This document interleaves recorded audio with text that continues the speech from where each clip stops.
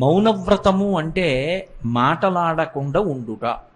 దానికి కాల నియతి ఉంటుంది. సాధారణంగా అది ఒక రోజు, అంటే ఒక రాత్రి ఒక పగలు, ఈ రెండిటిని తీసుకుని ప్రమాణంగా పెట్టుకుంటారు. అంటే కనీసంలో కనీసం ఒక్క రోజైనా మౌనవ్రతం పాటించాలి. ఒక రోజు ఏదో ఈ మంగళవారం లేకపోతే ఈ ఆదివారం నేను మౌనవ్రతంలో ఉంటాను. మౌనవ్రతంలో ఉంటాడు కాబట్టి ఏమీ మాట్లాడాడు. మౌనవ్రతంలో ఉన్నాను కాబట్టి నేను మాట్లాడను, కానీ సైగలు చేస్తాను.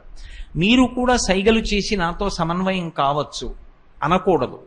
అది వ్రతం ఎప్పుడవుతుందంటే నువ్వు మాట్లాడవలసిన అవసరాన్ని పరిత్యజించావు, అంటే ఎవరితోనూ సమన్వయం పొందవు, కానీ ప్రాణధారావసరములు కొన్ని ఉంటాయి ముఖ్యమైనవి. ఏ మంచినీళ్ళో కావాలి, అటువంటప్పుడు సైగ చేస్తారు. మరి మౌనం ఎందుకు పనికొస్తుంది అంటే భగవత్ సంబంధమైనటువంటి విషయాన్ని చక్కగా ఏ విధమైనటువంటి ప్రతిబంధకము లేకుండా మనసులో అదే పనిగా ధ్యానం చేయడానికి, ఆలోచించుకోవడానికి, జీవుణ్ణి ఉద్ధరించుకోవడానికి ఒక అవకాశం తీసుకుంటారు. ఎందుచేత అంటే మీరు చూడండి, నేనున్నాను అనుకోండి, అహరహం నేనేం ఆలోచిస్తా? నా భార్యని ఎలా కాపాడుకోవాలి, నా బిడ్డల కోసం ఎలా నేను సంపాదించి డబ్బు అక్కడ పెట్టాలి, నా మనవలు ఎలా వృద్ధిలోకి వస్తారు, నా స్నేహితులు ఎలా సుఖ సంతోషాలతో ఉంటారు, నా బంధువులందరూ ఎలా బాగుంటారు, ఇవన్నీ ఆలోచిస్తాను, మంచిదే. కానీ నాలో ఒక జీవుడు ఒకడు ఉన్నాడుగా, ఆ జీవుడు ఇవ్వాలంటే ఈ శరీరంలో ఉన్నాడు. కొన్ని సంవత్సరముల తరువాత ఆ జీవుడు ఈ శరీరాన్ని విడిచిపెడతాడు. పునర్జన్మ సిద్ధాంతం సనాతన ధర్మానికి ప్రాణప్రదం. ఇది విడిచిపెట్టిన తరువాత జీవుడు ఏం చేస్తాడు? ఇంకొక శరీరంలోకి వెళ్ళిపోతాడు.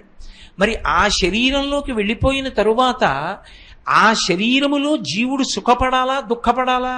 అంటే ఈ శరీరంలో ఉండగా నేనేం చేశాను అన్నది ప్రమాణం.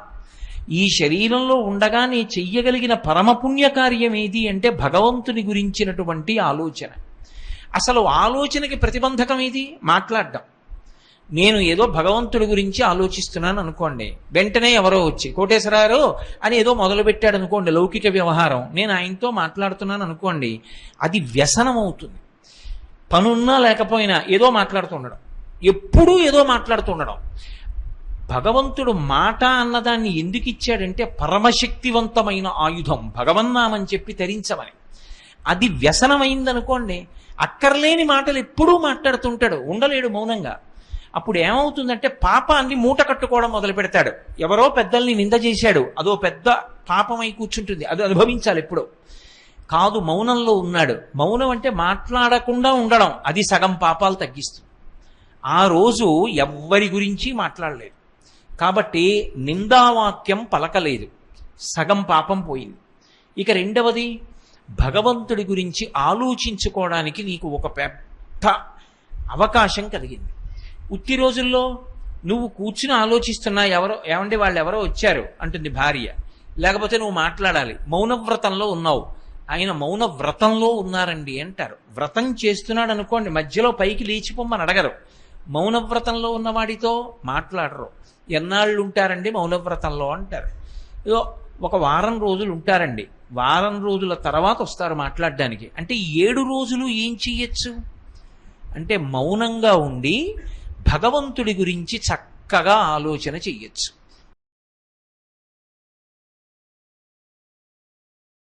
నేను హుండీలో రూపాయి వేస్తాను అన్న మాటకు అర్థం నేను తిరుపతి వచ్చి అని కాదు.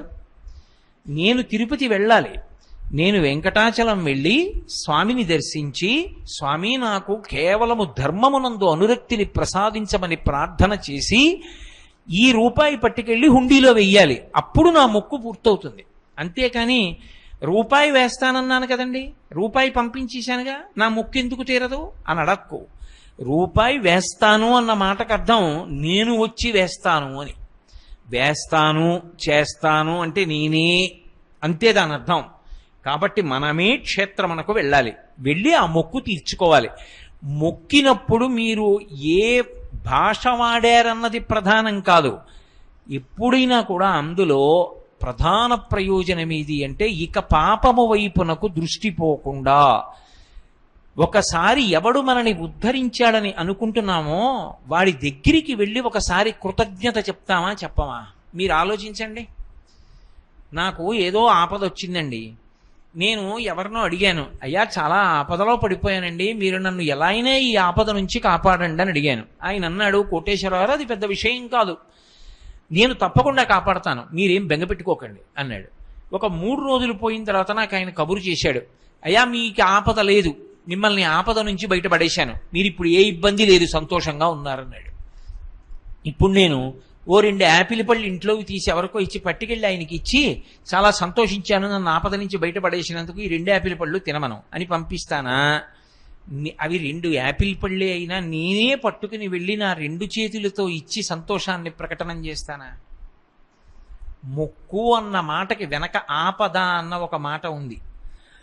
ఆపద నుండి వినిర్ముక్తమైనప్పుడు కృతజ్ఞతావిష్కారము కనుక నీవు వాడు నిన్ను బయట పడవేస్తాడన్న నమ్మకంతో, దానికి సంకేతంగా, నీ భక్తికి నమ్మకంగా, నీ భక్తికి ప్రతినిధిగా పట్టుకొచ్చి ఏదో ఇస్తానన్నావు కనుక అది అలా అన్నావా అలా అనలేదా అని కూడా విచారణ చేయకుండా యథార్థమునకు నువ్వు వెళ్ళి కృతజ్ఞతని ప్రకటనం చేసి సమర్పణం చేసి రావడం మొక్కు తీర్చడం అవుతుంది. కాబట్టి మొక్కు తీర్చుట అన్న మాటలో ఆ యథార్థాన్ని భావన చేసిన నాడు భక్తి ఆవిష్కృతమవుతుంది. ఆయన నన్ను ఆపద నుంచి బయటపడేశాడు, నేను ఒక్కడనే వెళ్ళొచ్చు, కానీ నేను నా భార్యతో కూడా కలిసి వెళ్ళి, అయ్యా ఎంత ఉపకారం చేశారు, చాలా సంతోషం అండి, జీవితాంతం మర్చిపోను మీరు చేసిన ఉపకారం అని నేను అనడం ఒకెత్తు. అన్నయ్య గారు మీరు ఆ ఆపద నుంచి బయట పడేయకపోతే ఈయన ఎంత బెంగ పెట్టుకున్నారో తెలుసా అని నా భార్య అనడం ఒకెత్తు.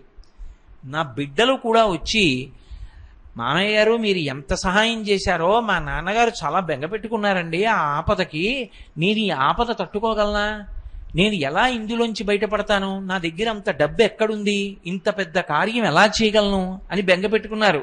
మీరు ఉదారంగా సహాయం చేశారు, మళ్ళీ ఏదో పంట వచ్చినప్పుడు ఇచ్చేస్తాం, కానీ మీరు చేసిన ఉపకారం చాలా గొప్పది మామయ్య గారు, మా ఇంటిల్లిపాది వచ్చి కృతజ్ఞత చెప్పకపోతే మేము కృతజ్ఞులం అయిపోతామని వచ్చాం అన్నాను అనుకోండి. ఇప్పుడు మేము అందరం వెళ్ళడం చేత ఆయన కొత్త ఉపకారం ఏమైనా చేశాడా? మేమందరం వెళ్ళడం చేత నిజానికి మా అందరి సంస్కార బలం బయటికి వచ్చిందా? నా సంస్కారం బలం బయటికి వస్తుంది. అందుకే మొక్కు అన్న మాటని విశాల పరిధిలో ఆలోచించినప్పుడు నీ శక్తి కొలది నీ ఆపద గట్టెక్కినప్పుడు సంతోషించిన వాళ్ళందరితో కలిసి నువ్వు వెళ్ళవచ్చు. అథవా నువ్వు ఒక్కడివీనైనా వెళ్ళి ఆ మొక్కు చెల్లించి దర్శనం చేసుకుని రావాలి. కాబట్టి మొక్కు అన్న మాటని ఆ కోణంలో ఆలోచన చేసి తీర్చుకున్నప్పుడే భక్తి కృతజ్ఞత అన్న మాటలకు అర్థం ఉంటుంది. కాబట్టి అలా తీసుకోవాలి అని ప్రార్థన. గురువు గారికి కల్లూరి సుబ్రహ్మణ్యం నమస్కారం. మనము ఆచమనం అనేది ఎందుకు చేస్తాము? పూజ ప్రారంభం చేసే ముందు ఆచమనము అని నీళ్ళని తీసుకుంటాం. అలా ఎన్ని నీళ్లు తీసుకోవాలి, చెయ్యి ఎలా ఉండాలి, దీని గురించి మనకి శాస్త్రం చెప్పింది. గోకర్ణాకృతి హస్తేన అని మనం నీళ్లు పుచ్చుకునేటప్పుడు ముందు చేతిని గోకర్ణం యొక్క ముద్రలోకి మార్చాలి. గోకర్ణం యొక్క ముద్ర అంటే చేతిని ఇలా పెట్టి ఈ బొటనవేలు వెళ్ళి మధ్యలో ఉండేటటువంటి పొడుగు వేలు యొక్క ప్రారంభ స్థానాన్ని తాకాలి, అంటే ఇలా పడాలి. దీని మీద చూపుడు వేలు వంగాలి, అంటే ఇలా వంగాలి. ఇప్పుడు ఇది గోకర్ణాకృతి అంటారు. ఈ గోకర్ణాకృతి యందు ఏం చేస్తారంటే మాషమగ్న జలం పిబేత్ అని, ఇందులో మినపగింజ పెడితే ఆ మినపగింజ మునగడానికి ఎన్ని నీళ్లు పోస్తావో అన్ని నీళ్లే పొయ్యాలి తప్ప అంతకన్నా ఎక్కువ నీళ్లు పోయకూడదు. పోసి ఈ కింది పెదివిని, ఈ అమృత మార్గము అంటారు దీన్ని, ఈ అమృత మార్గమునందు ఈ కింది పెదివిని చేరుస్తారు. లోపలికి జుర్రుకున్న శబ్దం రాకూడదు, ఆచమనం చేస్తే అనకూడదు. చప్పుడు చెయ్యకుండా పుచ్చుకోవాలి. ఆచమనం చేసేటప్పుడు ప్రధాన నియమం ఏది అంటే పృష్ఠభాగము పీటని కానీ నేలని కానీ తాకకూడదు, గాలిలో ఉండాలి. అంటే కూర్చుని ఆచమనం చేయడం శాస్త్ర విరుద్ధమైన ఆచమనం.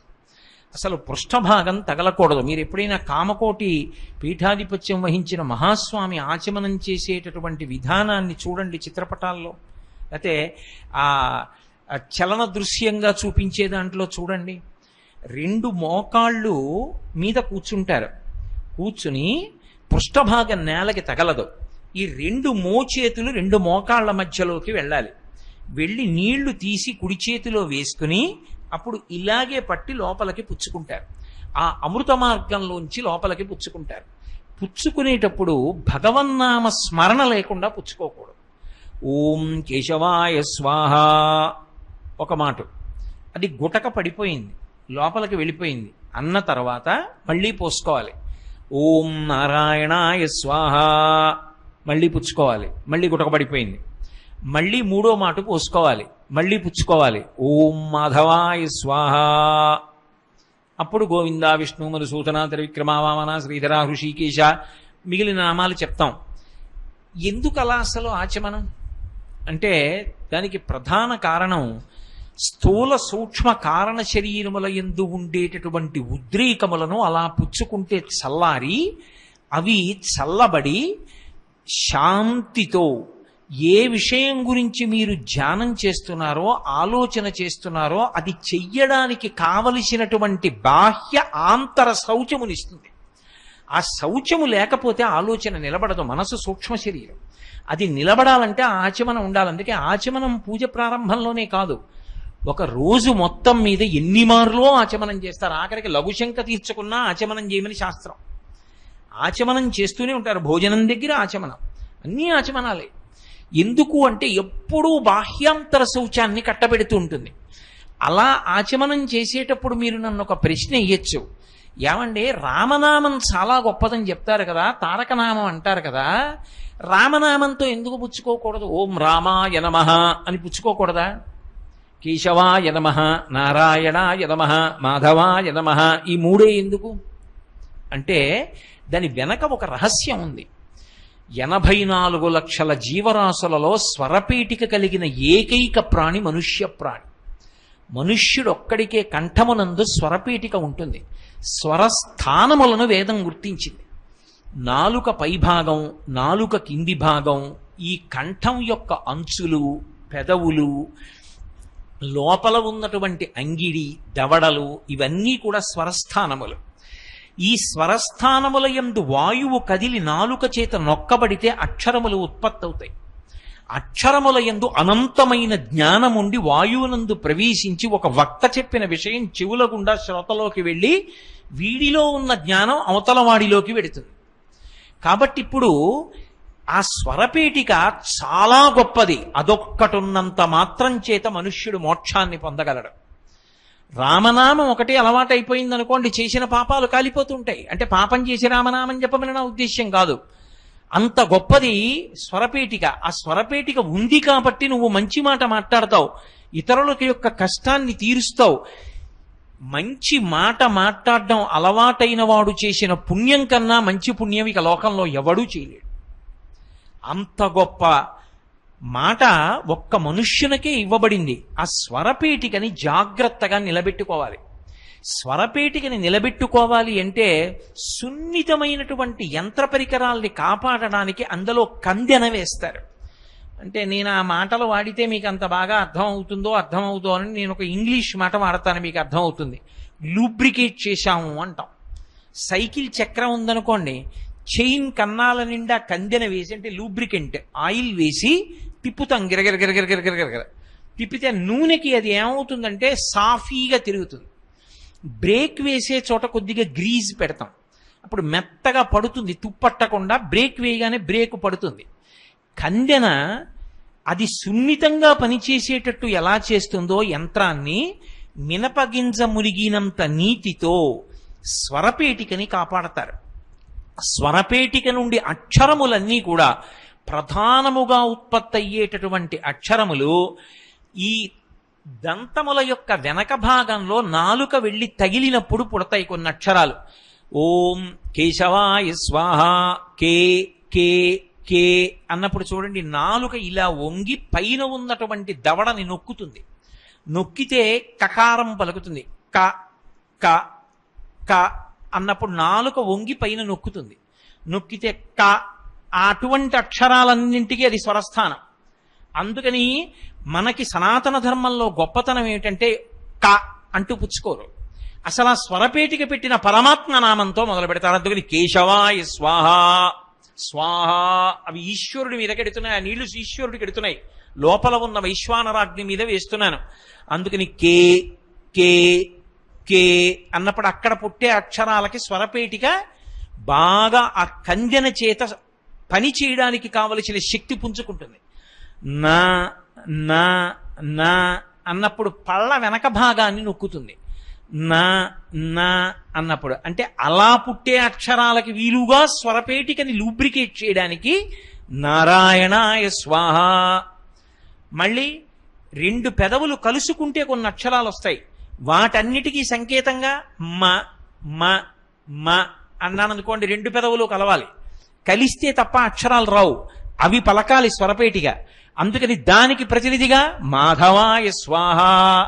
ఇప్పుడు కే న మ స్వరపేటికలోంచి ప్రధానంగా అక్షరాలు ఎక్కువ పుట్టేటటువంటి స్థానముల యొక్క శక్తిని ద్విగుణీకృతం చేయడానికి, స్వరపేటికని కాపాడుకోవడానికి కేవలము అక్షరోచ్చారణ చెయ్యకుండా భగవన్నామములను ఉచ్చరిస్తూ మినపగింజ మునిగినంత నీటిని జుర్రకుండా భగవంతుని మీద బుద్ధి ఉంచి అమృత మార్గం గుండా గోకర్ణం ముద్ర పట్టి ఆ నీటిని కింది పెదవి మించి పుచ్చుకొని గుటక వేసి నామాన్ని చెప్తే దాని చేత స్వరపేటిక దీర్ఘకాలం మన్నుతుంది.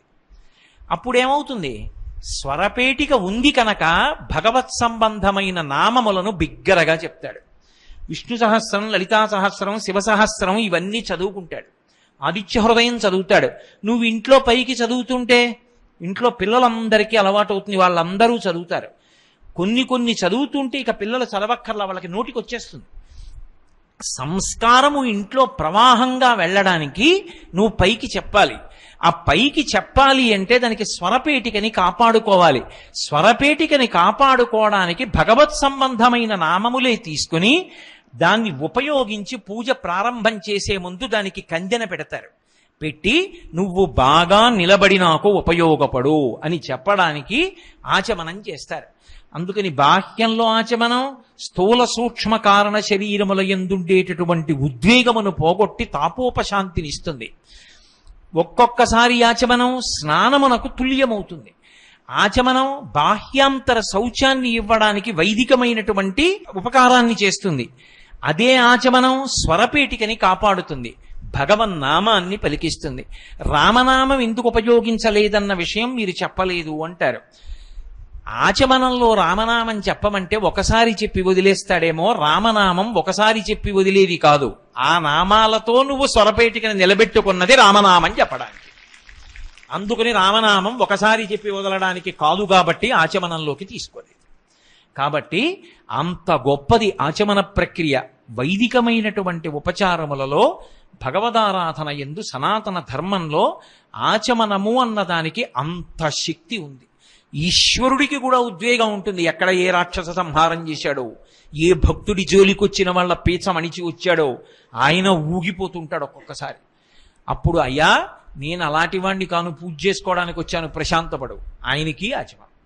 కాబట్టి మనం ఏం చేస్తున్నామో అది భగవంతుడికి ఇవ్వడంలో అట్లాంటి కోణంలో ఈశ్వరుణ్ణి చూసి మనం కూడా పరమ సంతోషాన్ని పొందడం, అది ఉపచారం. అందుకని మనం ఆచమనం, ఆయనకు ఆచమనం. సుప్రభాతం ఎందుకు ఈశ్వరుడికి? ఆయన నిద్రపోతే కదా లేపడం. నేను నిద్రపోయినట్టు ఆయన నిద్రపోయాడు అనుకోండి, ఇక లోకాలను చూసేవాడేవాడు కాదు. ఆయన నిద్రపోయాడని సుప్రభాతం కాదు. యథార్థానికి ఆయన నిద్రపోయాడని ఒక భావన చేసి ఆయనని నిద్రలేపడానికి మంగళకరమైన సంకేతాలు చెప్పి ఆయన నిద్ర లేస్తుంటే ఎంత అందంగా ఉంటుందో భావన చేయడానికి నువ్వు సుప్రభాతం పాడినట్టు ఆయన ఆచమనం చేస్తున్నాడన్న భావన చేసి సంతోషించడం కూడా అలాగే ఉంటుంది. కాబట్టి అది ఉపచారమునందు మనసు నిలబడడానికి ఒక ఏర్పాటు. అందుకని వైదికమైనటువంటి సంస్కారములలో ఆచమనానికి అంతటి ప్రాధాన్యత వచ్చింది. భ్యో నమః. బ్రహ్మశ్రీ చాగంటి కోటేశ్వరరావు గారికి పాదాభివందనాలు. గంధ పుష్ప దీప నైవేద్యాలకి అంత ప్రాముఖ్యత ఎందువలన కలిగిందో గురువుగారు ఆ సందేహాన్ని తీర్చవలసిందిగా ప్రార్థిస్తున్నా. అమ్మవారికి లలితా సహస్రనామ స్తోత్రంలో పంచసంఖ్యోపచారిణి అని పేరు. మనం పూజ చేసేటప్పుడు యథార్థమునకు ఎన్నో ఉపచారములు చెయ్యాలి. అన్ని చెయ్యలేకపోతే 64 ఉపచారాలు చెయ్యాలి. చతుషష్ఠుపచారాఢ్య అని 64 ఉపచారాలు చేయకపోతే కనీసంలో కనీసం 16 ఉపచారాలు చెయ్యాలి. అందుకే షోడశ సంఖ్య మీద నడుస్తుంది. షోడశోపచారములు అని పిలుస్తాం. ఉపచారము అంటే సేవించేటటువంటి విధానంలో ఒక్కొక్క భాగం. 16 ఉపచారాలు చేయకపోతే కనీసంలో కనీసం ప్రతి ఇంటిలో ప్రతివారు 5 ఉపచారములు చెయ్యాలి.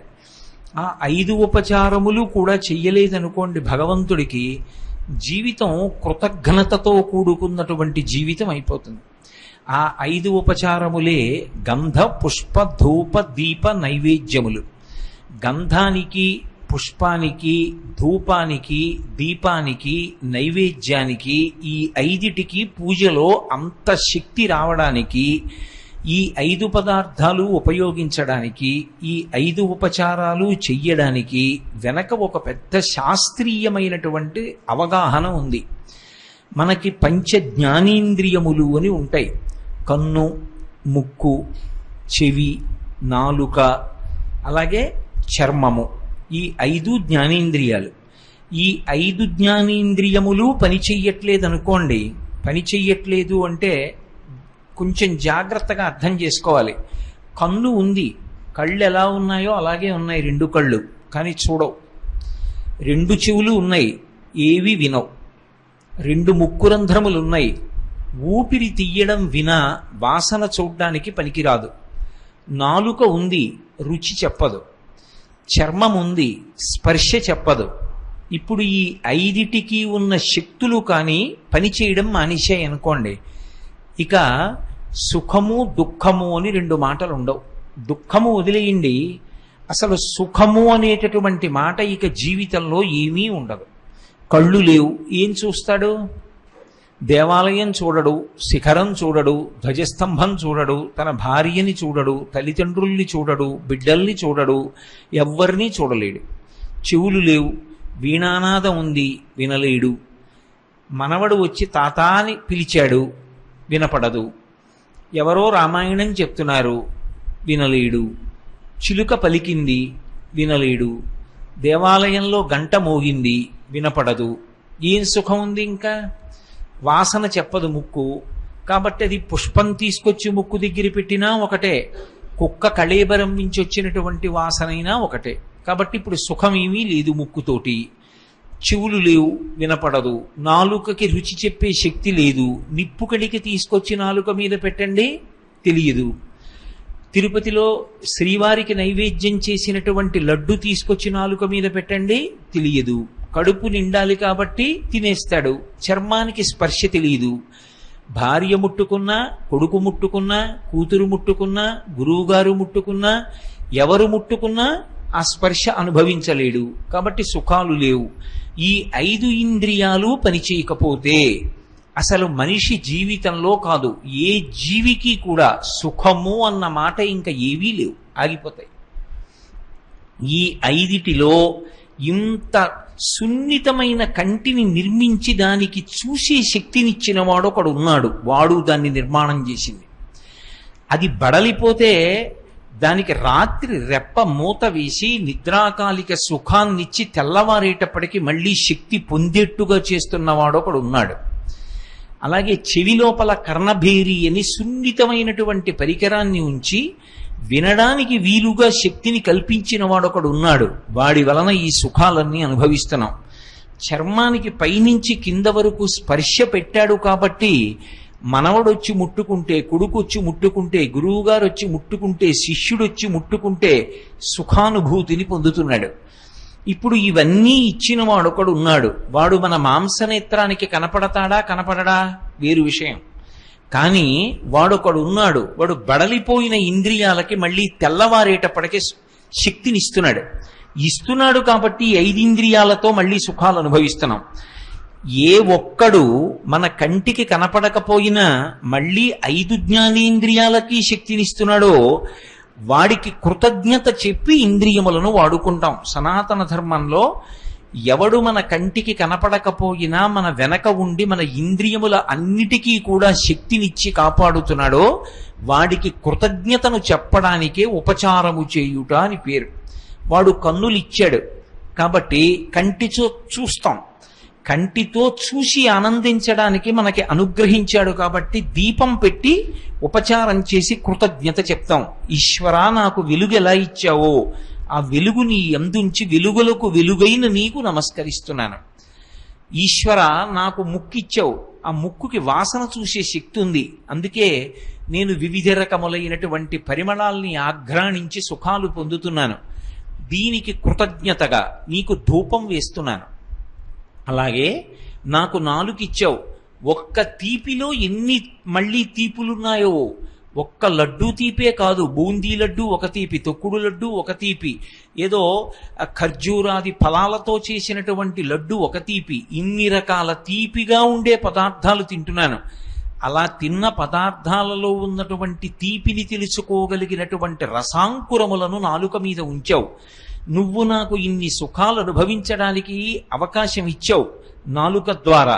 కనుక సత్వగుణంతో ఆలోచించాను కాబట్టి నీకు నేను సాత్వికమైన పదార్థాన్ని నైవేద్యంగా పెడుతున్నాను. ఓ పండో లేకపోతే పాలో లేకపోతే బెల్లమో తీసుకొచ్చి నైవేద్యం పెడతాం. అలాగే ఈశ్వర, నువ్వు నాకు స్పర్శశక్తినిచ్చావు, ఎక్కడ ముట్టుకున్నా నాకు తెలుస్తోంది. దానివల్ల నన్ను నా భార్య ముట్టుకున్నప్పుడు, బిడ్డలు ముట్టుకున్నప్పుడు, మనవలు ముట్టుకున్నప్పుడు, గురువు ముట్టుకున్నప్పుడు, శిష్యుడు ముట్టుకున్నప్పుడు, స్నేహితుడు ముట్టుకున్నప్పుడు నేను సంతోషాన్ని పొందుతున్నాను. నాకు స్పర్శ సుఖాన్ని ఇచ్చావు కాబట్టి నీకు చందనాన్ని అనులేపనం చేస్తాను, నీకు చల్లగా ఉంటుంది. ఇది కృతజ్ఞత, అందుకని ఉపచారం. అలాగే నీవు నాకు చెవులిచ్చావు, చెవులిచ్చావు కాబట్టి నేను ఎన్నో వింటున్నాను. అసలు ఈ చెవి జ్ఞానానికి కారణం. ఎందుచేత భద్రం కర్ణీభి శృణుయామ దేవాహ అంటుంది శృతి. ఈ చెవి ఉంది కాబట్టి చెవి ద్వారా ఎన్నో మంచి విషయాలను తెలుసుకుని అనుష్ఠాన పర్యంతంలోకి తెచ్చుకుని మనిషి ధర్మమునందు ప్రవర్తించి కృతార్థుడవుతున్నాడు. అలా వినడానికి చెవులిచ్చావు కాబట్టి నీకు పుష్పాలతో పూజ చేస్తున్నాను. ఇక్కడ మీరు నన్ను ఒక మాట అడగచ్చు, దీపానికి కంటికి సమన్వయం ఉంది, ముక్కు చూసే వాసనకి మనం వేసే ధూపానికి సంబంధం ఉంది, మనకున్న స్పర్శకి అలాగే ఈశ్వరుడికి అనులేపనం చేసే చందనానికి సంబంధం ఉంది, చెవితో వినడానికి పువ్వుతో పూజ చేయడానికి అనుబంధం ఏముంది అంటే నా కొరకు తెచ్చినవన్నీ నావే అయినట్లు. ఏదో ఇప్పుడు నాకు తెచ్చి ఒక పూలదండ వేశారు, ఆ పూలదండ అక్కడ ఉన్నది ఎవరిదా? పూలదండ నాదే, నా మెడలోనే ఉండక్కర్లేదు. ఆ పక్కకి తీసి ఉంచిన ఆ పూలదండ నాది. నాకు కప్పిన శాలువా తీసి నేను పక్కన ఉంచిన ఆ శాలువా నాది. తుమ్మెదలన్నీ చేసేటటువంటి జంకారములన్నీ ఎవరి కోసం? పువ్వుల కోసం. పువ్వు దగ్గరికి వచ్చి తేనె తాగేటప్పుడు నిశ్శబ్దం అయిపోతాయి, పువ్వు మీద ఎగిరే వరకు జంకారం చేస్తాయి. అందుకే ఆ జంకారములన్నీ ఎవరివి అంటే పువ్వులవి. తుమ్మెదల జంకారములు పువ్వులవైనట్లు పువ్వులకు ధ్వనులున్నాయి. ఎలా ఉన్నాయంటే తుమ్మెదల ధ్వనులు పువ్వులవి కనుక. ఇప్పుడు మనం చెవితో శబ్దాన్ని వింటున్నాం కాబట్టి దానికి కృతజ్ఞతగా పువ్వులతో పూజ చేస్తాం. ఇది ఈ 5 ఉపచారములు ఎందుకు చేస్తామంటే ఈ 5 శక్తులు లేకపోతే అసలు నా జీవితంలో సుఖమన్న మాట లేదు. కాబట్టి ఈశ్వర, నేను సుఖం అనుభవించేటప్పుడు అది ధార్మికమై ఉండాలి. ధర్మచట్రంలోకి ఇమిడిన సుఖాన్ని నేను అనుభవించాలి. ధర్మచట్రంలో ఇమడని సుఖం నేను అనుభవించాలన్న కోర్కె నా యందు కలగకుండుగాక. ధార్మికమైన సుఖములను అనుభవించదనుగాక. అనుభవించేటప్పుడు నీ అనుగ్రహం వల్ల ఇంద్రియములకు శక్తి ఉంది, అనుభవిస్తున్నానన్న భావన నా యందు అంతర్లీనముగా నిలబడుగాక. అది ఏ భక్తి.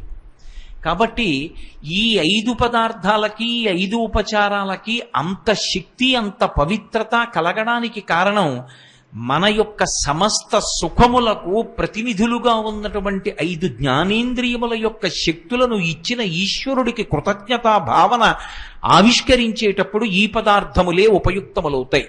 అందుకే గంధ పుష్ప ధూప దీప నైవేద్యములకు అంత శక్తి.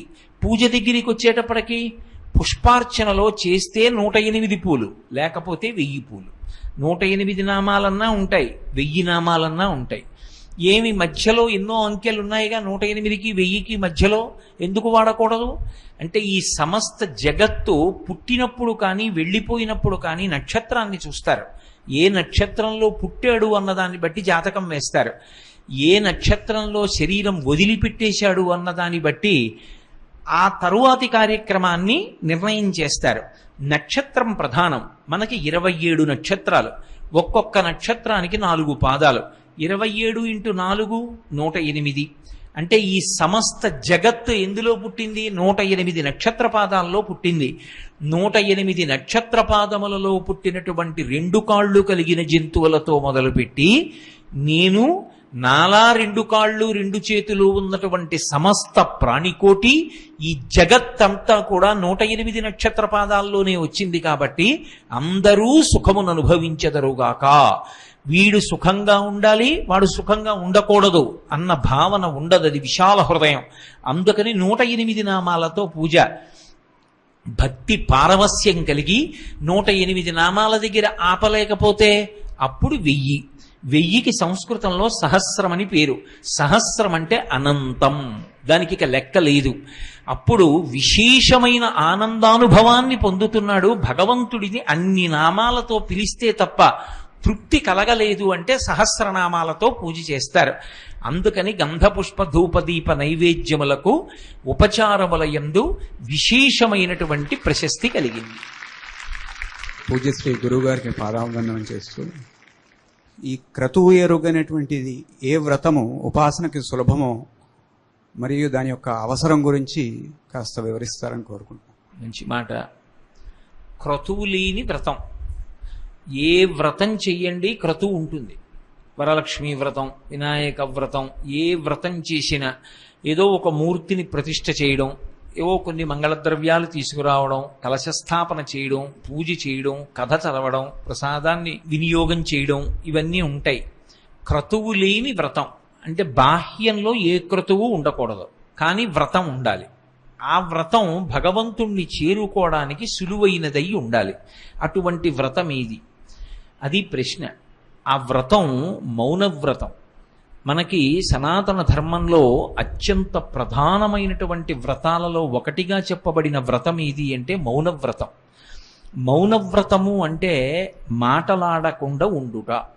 దానికి కాల నియతి ఉంటుంది. సాధారణంగా అది ఒక రోజు అంటే ఒక రాత్రి ఒక పగలు, ఈ రెండిటినీ తీసుకుని ప్రమాణంగా పెట్టుకుంటారు. అంటే కనీసంలో కనీసం ఒక్క రోజైనా మౌనవ్రతం పాటించాలి. ఒక రోజు ఏదో ఈ మంగళవారం లేకపోతే ఈ ఆదివారం నేను మౌనవ్రతంలో ఉంటాను. మౌనవ్రతంలో ఉంటాడు కాబట్టి ఏమీ మాట్లాడాడు. మౌనవ్రతంలో ఉన్నాను కాబట్టి నేను మాట్లాడను, కానీ సైగలు చేస్తాను. మీరు కూడా సైగలు చేసి నాతో సమన్వయం కావచ్చు అనకూడదు. అది వ్రతం ఎప్పుడవుతుందంటే నువ్వు మాట్లాడవలసిన అవసరాన్ని పరిత్యజించావు. అంటే ఎవరితోనూ సమన్వయం పొందవు, కానీ ప్రాణధారావసరములు కొన్ని ఉంటాయి ముఖ్యమైనవి. ఏ మంచినీళ్ళో కావాలి, అటువంటప్పుడు సైగ చేస్తారు. మరి మౌనం ఎందుకు పనికొస్తుంది అంటే భగవత్ సంబంధమైనటువంటి విషయాన్ని చక్కగా ఏ విధమైనటువంటి ప్రతిబంధకము లేకుండా మనసులో అదే పనిగా ధ్యానం చేయడానికి, ఆలోచించుకోవడానికి, జీవుణ్ణి ఉద్ధరించుకోవడానికి ఒక అవకాశం తీసుకుంటారు. ఎందుచేత అంటే మీరు చూడండి, నేనున్నాననుకోండి, అహరహం నేనేం ఆలోచిస్తా? నా భార్యని ఎలా కాపాడుకోవాలి, నా బిడ్డల కోసం ఎలా నేను సంపాదించి డబ్బు అక్కడ పెట్టాలి, నా మనవలు ఎలా వృద్ధిలోకి వస్తారు, నా స్నేహితులు ఎలా సుఖ సంతోషాలతో ఉంటారు, నా బంధువులందరూ ఎలా బాగుంటారు, ఇవన్నీ ఆలోచిస్తాను. మంచిదే. కానీ నాలో ఒక జీవుడు ఒకడు ఉన్నాడుగా. ఆ జీవుడు ఇవ్వాలంటే ఈ శరీరంలో ఉన్నాడు. కొన్ని సంవత్సరముల తరువాత ఆ జీవుడు ఈ శరీరాన్ని విడిచిపెడతాడు. పునర్జన్మ సిద్ధాంతం సనాతన ధర్మానికి ప్రాణప్రదం. ఇది విడిచిపెట్టిన తరువాత జీవుడు ఏం చేస్తాడు? ఇంకొక శరీరంలోకి వెళ్ళిపోతాడు. మరి ఆ శరీరంలోకి వెళ్ళిపోయిన తరువాత ఆ శరీరములో జీవుడు సుఖపడాలా దుఃఖపడాలా అంటే ఈ శరీరంలో ఉండగా నేనేం చేశాను అన్నది ప్రమాణం. ఈ శరీరంలో ఉండగా నే చెయ్యగలిగిన పరమపుణ్య కార్యం ఏది అంటే భగవంతుని గురించినటువంటి ఆలోచన. అసలు ఆలోచనకి ప్రతిబంధకం ఏది? మాట్లాడడం. నేను ఏదో భగవంతుడి గురించి ఆలోచిస్తున్నాను అనుకోండి, వెంటనే ఎవరో వచ్చి కోటేశ్వరారు అని ఏదో మొదలుపెట్టాడు అనుకోండి, లౌకిక వ్యవహారం, నేను ఆయనతో మాట్లాడుతున్నాను అనుకోండి, అది వ్యసనం అవుతుంది. పనున్నా లేకపోయినా ఏదో మాట్లాడుతూ ఉండడం, ఎప్పుడూ ఏదో మాట్లాడుతూ ఉండడం. భగవంతుడు మాట అన్నదాన్ని ఎందుకు ఇచ్చాడంటే పరమశక్తివంతమైన ఆయుధం భగవన్నామని చెప్పి తరించమని. అది వ్యసనమైందనుకోండి, అక్కర్లేని మాటలు ఎప్పుడూ మాట్లాడుతుంటాడు, ఉండలేడు మౌనంగా. అప్పుడు ఏమవుతుందంటే పాపాన్ని మూట కట్టుకోవడం మొదలు పెడతాడు. ఎవరో పెద్దల్ని నింద చేశాడు, అదో పెద్ద పాపమై కూర్చుంటుంది, అది అనుభవించాలి ఎప్పుడో. కాదు, మౌనంలో ఉన్నాడు. మౌనం అంటే మాట్లాడకుండా ఉండడం, అది సగం పాపాలు తగ్గిస్తుంది. ఆ రోజు ఎవ్వరి గురించి మాట్లాడలేదు కాబట్టి నిందావాక్యం పలకలేదు, సగం పాపం పోయింది. ఇక రెండవది, భగవంతుడి గురించి ఆలోచించుకోవడానికి నీకు ఒక పెద్ద అవకాశం కలిగింది. ఉత్తి రోజుల్లో నువ్వు కూర్చుని ఆలోచిస్తున్నా, ఏమంటే వాళ్ళు ఎవరో వచ్చారు అంటుంది భార్య, లేకపోతే నువ్వు మాట్లాడాలి, మౌనవ్రతంలో ఉన్నావు. ఆయన మౌనవ్రతంలో ఉన్నారండి అంటారు. వ్రతం చేస్తున్నాడు అనుకోండి, మధ్యలో పైకి లేచిపోమ్మని అడగరు. మౌనవ్రతంలో ఉన్నవాడితో మాట్లాడరు. ఎన్నాళ్ళు ఉంటారండి మౌనవ్రతంలో అంటారు. ఏదో ఒక వారం రోజులు ఉంటారండి, వారం రోజుల తర్వాత వస్తారు మాట్లాడడానికి. అంటే 7 రోజులు ఏం చెయ్యొచ్చు అంటే మౌనంగా ఉండి భగవంతుడి గురించి చక్కగా ఆలోచన చెయ్యొచ్చు. ఎలా? ఆలోచన అన్న మాటకు అర్థం బయట నుంచి లోపలికి తీసుకోవడం, లేకపోతే లోపల నిలబడడం. 2 మార్గాలు.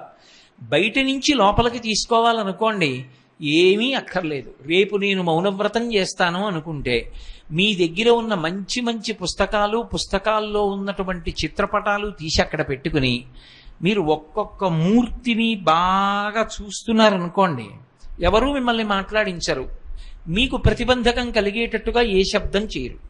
మీరు అదే పనిగా దాని మీద ఆ మూర్తులన్నిటినీ చూస్తున్నారు. లేదు, ఏదో భగవత్ సంబంధమైనటువంటి విషయాన్ని మాత్రమే వింటున్నారు. మౌనవ్రతంలో లౌకిక విషయాలు వినరు, అది వ్రతం భగవంతుడి కోసం. ఏదో భగవత్ సంకీర్తనం వింటారు, భగవంతునికి సంబంధించిన విషయాన్ని చూస్తారు, సాత్వికమైన పదార్థాన్ని తీసుకుంటారు. మనకి కొత్తగా ఒక విషయంలో ఉన్న సుఖం తెలిసే వరకు అసలు అందులో సుఖం ఉందని తెలియదు. మీకు నేను ఒక ఉదాహరణ చెప్పాలంటే, మా జిల్లాలో తూర్పుగోదావరిలో కొత్తపల్లి కొబ్బరి అని మామిడి పళ్ళు ఉంటాయి, బహుమధురంగా ఉంటాయి. నేను కొత్తపల్లి కొబ్బరి మామిడి పండు చాలా బాగుంటుంది అన్నాను అనుకోండి, మీకు ఎలా తెలుస్తుంది ఆ కొత్తపల్లి కొబ్బరి చాలా బాగుంటుందని?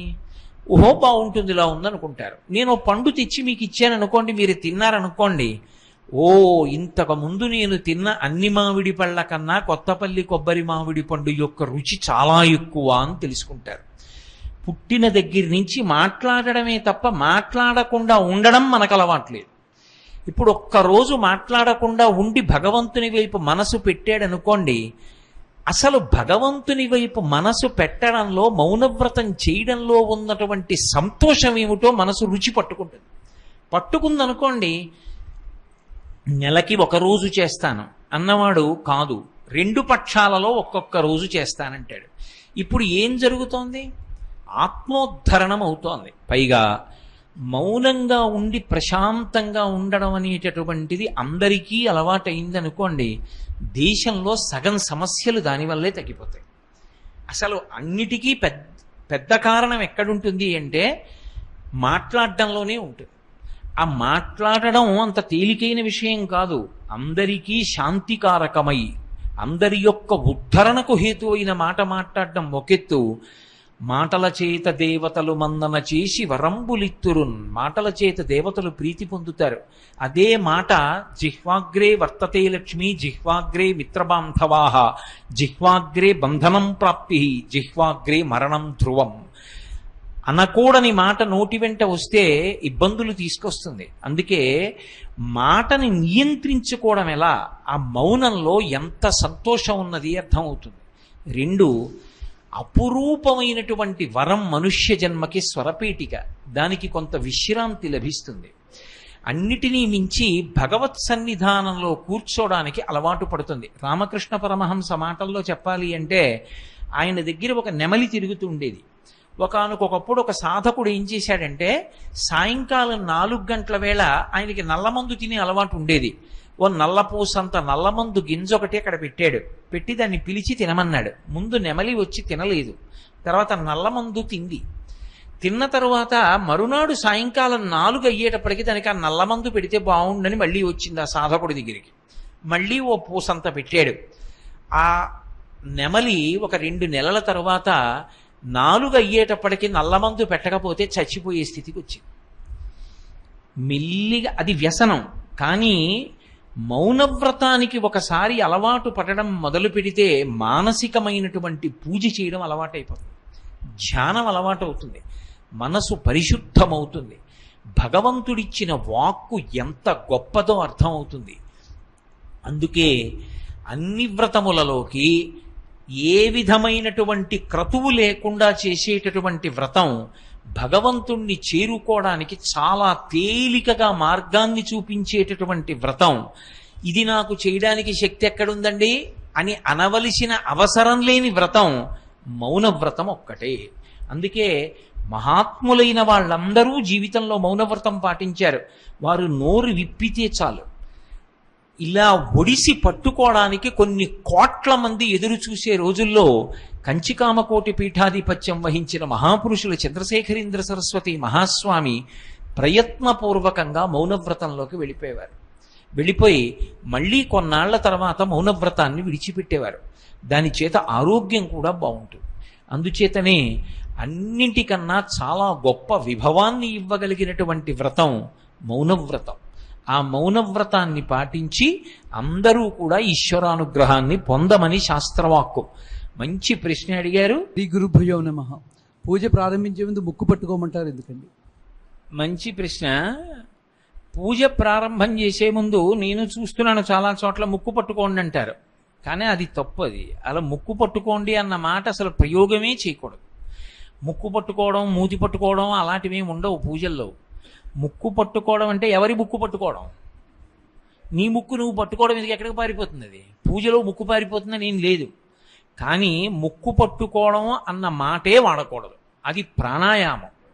ప్రాణాయామం ఎందుకు చేస్తారంటే మనసు విశేషమైనటువంటి చంచల స్వభావం కలిగినది. ఎంత వేగంతో ఉంటుందంటే మనసు మనోజవం మరుతతుల్య వేగం అని. మనసు వెళ్ళినంత వేగంగా లోకంలో ఏదీ వెళ్ళదు, అంత వేగంగా వెడుతుంది. ఇక్కడ నేను కూర్చుని ఉండగా నా మనసు, నేను మంచి సంకల్పం చేసి తలుచుకున్నాను అనుకోండి, కాశీ పట్టణానికి వెళ్ళిపోతుంది.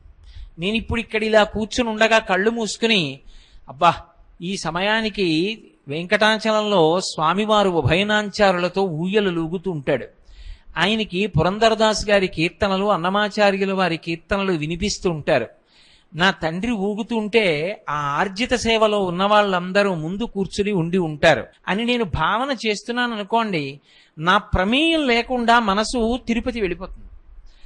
నా మనసు పాపపు చింతనలో ఉందనుకోండి, వెళ్ళకూడని చోటుకు కూడా అలాగే వెడుతుంది. దానికి ఉదాహరణలు నేను చెప్పక్కర్లేదు. అలా మనసు వెళ్ళి పాపం చెయ్యొచ్చు, మనసు వెళ్ళి పుణ్యము చెయ్యొచ్చు. ఇప్పుడు పూజ ఎందుకు చేస్తాను? భగవంతుడికి ఉపచారాలు ఇవ్వడానికి. ఇప్పుడు నేను మీ ఇంట్లో ఎదురుగుండా కూర్చున్నాను అనుకోండి, అయ్యా స్నానం చేయండి అన్నారనుకోండి, ఎక్కడ చేయాలమ్మా స్నానాల గది ఎక్కడ అని అడుగుతాను. ఇక్కడ స్నానం చేయడానికి బిందేదమ్మా అని అడుగుతాను. కానీ భగవంతుణ్ణి స్నానం సమర్పయామి అన్నాను అనుకోండి, ఆయన అంటాడు నీ మనసు పెడితేనే తీసుకుంటానంటాడు. ఇప్పుడు నువ్వు మనసులో చూడాలి ఆయన స్నానం చేయడం. మనసు అక్కడ నిలబడాలి అంటే నువ్వు ఒక్కొక్క ఉపచారం చెప్తున్నావు. స్నానం సమర్పయామి, వస్త్రద్వయం సమర్పయామి. రోజు నిజానికి పంచలచా పట్టుకొస్తావా? పట్టుకురావు. కానీ రోజు నువ్వు బట్టల కొట్లో చూసినటువంటి గండభేరుండం వంచున్న పంచెల చాప ఒకటి తెచ్చి అట్టపెట్లో మొలతాడేసి మూట కట్టి తెచ్చి ఆ మూట విప్పి అట్టపెట్టి అట్ట తీసి ఆ పంచెల చాపు కత్తిరించి ఉత్తరీయము పంచాను భగవంతుడికి ఇస్తే ఆయన ఆ పంచె కట్టుకుని ఆ ఉత్తరీయం వేసి కొచ్చి కూర్చుంటే ఎంత గొప్పగా ఉన్నాడో చూసి నువ్వు మురిసిపోవాలంటే నీ మనసుతో చూడాలి. చూడాలంటే మనసు అక్కడ ఉండాలి. మనసు అక్కడ ఉండదు, పారిపోతుంది. అక్కడ ఉండేటట్టు చెయ్యాలంటే మనసు యొక్క వేగం అంతా దేని మీద ఆధారపడుతుందంటే ఊపిరి మీద ఆధారపడుతుంది. అందుకే ప్రాణోత్క్రమణము అంటారు. ప్రాణము వాయువు, ఊపిరి ఆగిపోతే ప్రాణం పోయిందంటారు. ఆఖరి ఊపిరిలో ఆఖరిసారి కదిలినటువంటి మనసు ఏదో ఒక రంధ్రంలోంచి బయటికి పారిపోతుంది. ఆ మనసు కదలకుండా ఉండాలి అంటే ఉద్వేగంతో ఊపిరి తీయకూడదు, వేగంగా తీయకూడదు, దాన్ని నియంత్రణం చెయ్యాలి. మన ఇష్టం వచ్చినట్టు నియంత్రించకూడదు ఊపిరిని. దానికి ప్రాణాయామం. ఆ ప్రాణాయామం చేసేటప్పుడు ముక్కు రంధ్రాన్ని ఒకదాన్ని మూసి రెండవ రంధ్రాన్ని తెరిచి మెల్లగా ఊపిరిని పూర్తిగా తీసుకుని ఏ ముక్కు రంధ్రంలోంచి తీశారో ఆ ముక్కు రంధ్రాన్ని మూసిన ముక్కు రంధ్రాన్ని తెరిచి అందులోంచి మెల్లగా విడిచిపెట్టాలి. మళ్ళీ ఎందులోంచి విడిచిపెట్టారో అందులోంచే మళ్ళీ మెల్లగా పీల్చాలి. మళ్ళీ అప్పుడు మూసిన రంధ్రాన్ని తెరిచి మళ్ళీ మెల్లగా విడిచిపెట్టాలి. అలా ప్రాణాయామం చేస్తే ఏమవుతుందంటే ఊపిరి యొక్క వేగాన్ని నియంత్రిస్తే మనసు యొక్క వేగం నియంత్రింపబడి ఆ మనసు ఆగుతుంది. ఆగిన మనసు మాట వింటుంది. ఎప్పుడైనా రైతు ఎద్దుబండి కట్టాలనుకున్నాడు అనుకోండి, అసలు ముందు రైతు యొక్క గొప్పతనం ఎక్కడుంటుందంటే కాడి కిందకి ఎద్దు రావాలి. ఎద్దు కాడి కిందకి రాకపోతే అప్పటికీ కట్టలేడు. ఆ ఎద్దు వచ్చి కాడి కింద తల పెట్టడం అలవాటు చేశాడు అనుకోండి, అది అక్కడ ఎద్దు పడుకుంది. రైతు ముందెళ్ళి ఎద్దుని తీసుకురాడు, తిన్నగా బండి దగ్గరికి వెళ్ళిపోతాడు. ఆ బండి కోడు పట్టుకుని పైకెత్తుతాడు. పైకెత్తి అంటాడు. పడుకున్న ఎద్దు లేచి ఒళ్ళు విరుచుకుని వచ్చి తల పెట్టేస్తుంది. ఒకసారి అలవాటు పడిపోయిన ఎద్దు దానిని లేపకపోయిన బండి పైకెత్తితే కాడి కింద మెడబెట్టినట్టు ప్రాణాయామం చేస్తే మన మనసు మన మాట వినడం మొదలు పెడుతుంది. అప్పుడు హస్తయోహో అర్ఘ్యం సమర్పయామి అన్నాననుకోండి, ఈశ్వరుడి చేతులు చూస్తుంది, నేను పోసిన నీళ్లు చూస్తుంది, ఆయన పుచ్చుకోవడం చూస్తుంది.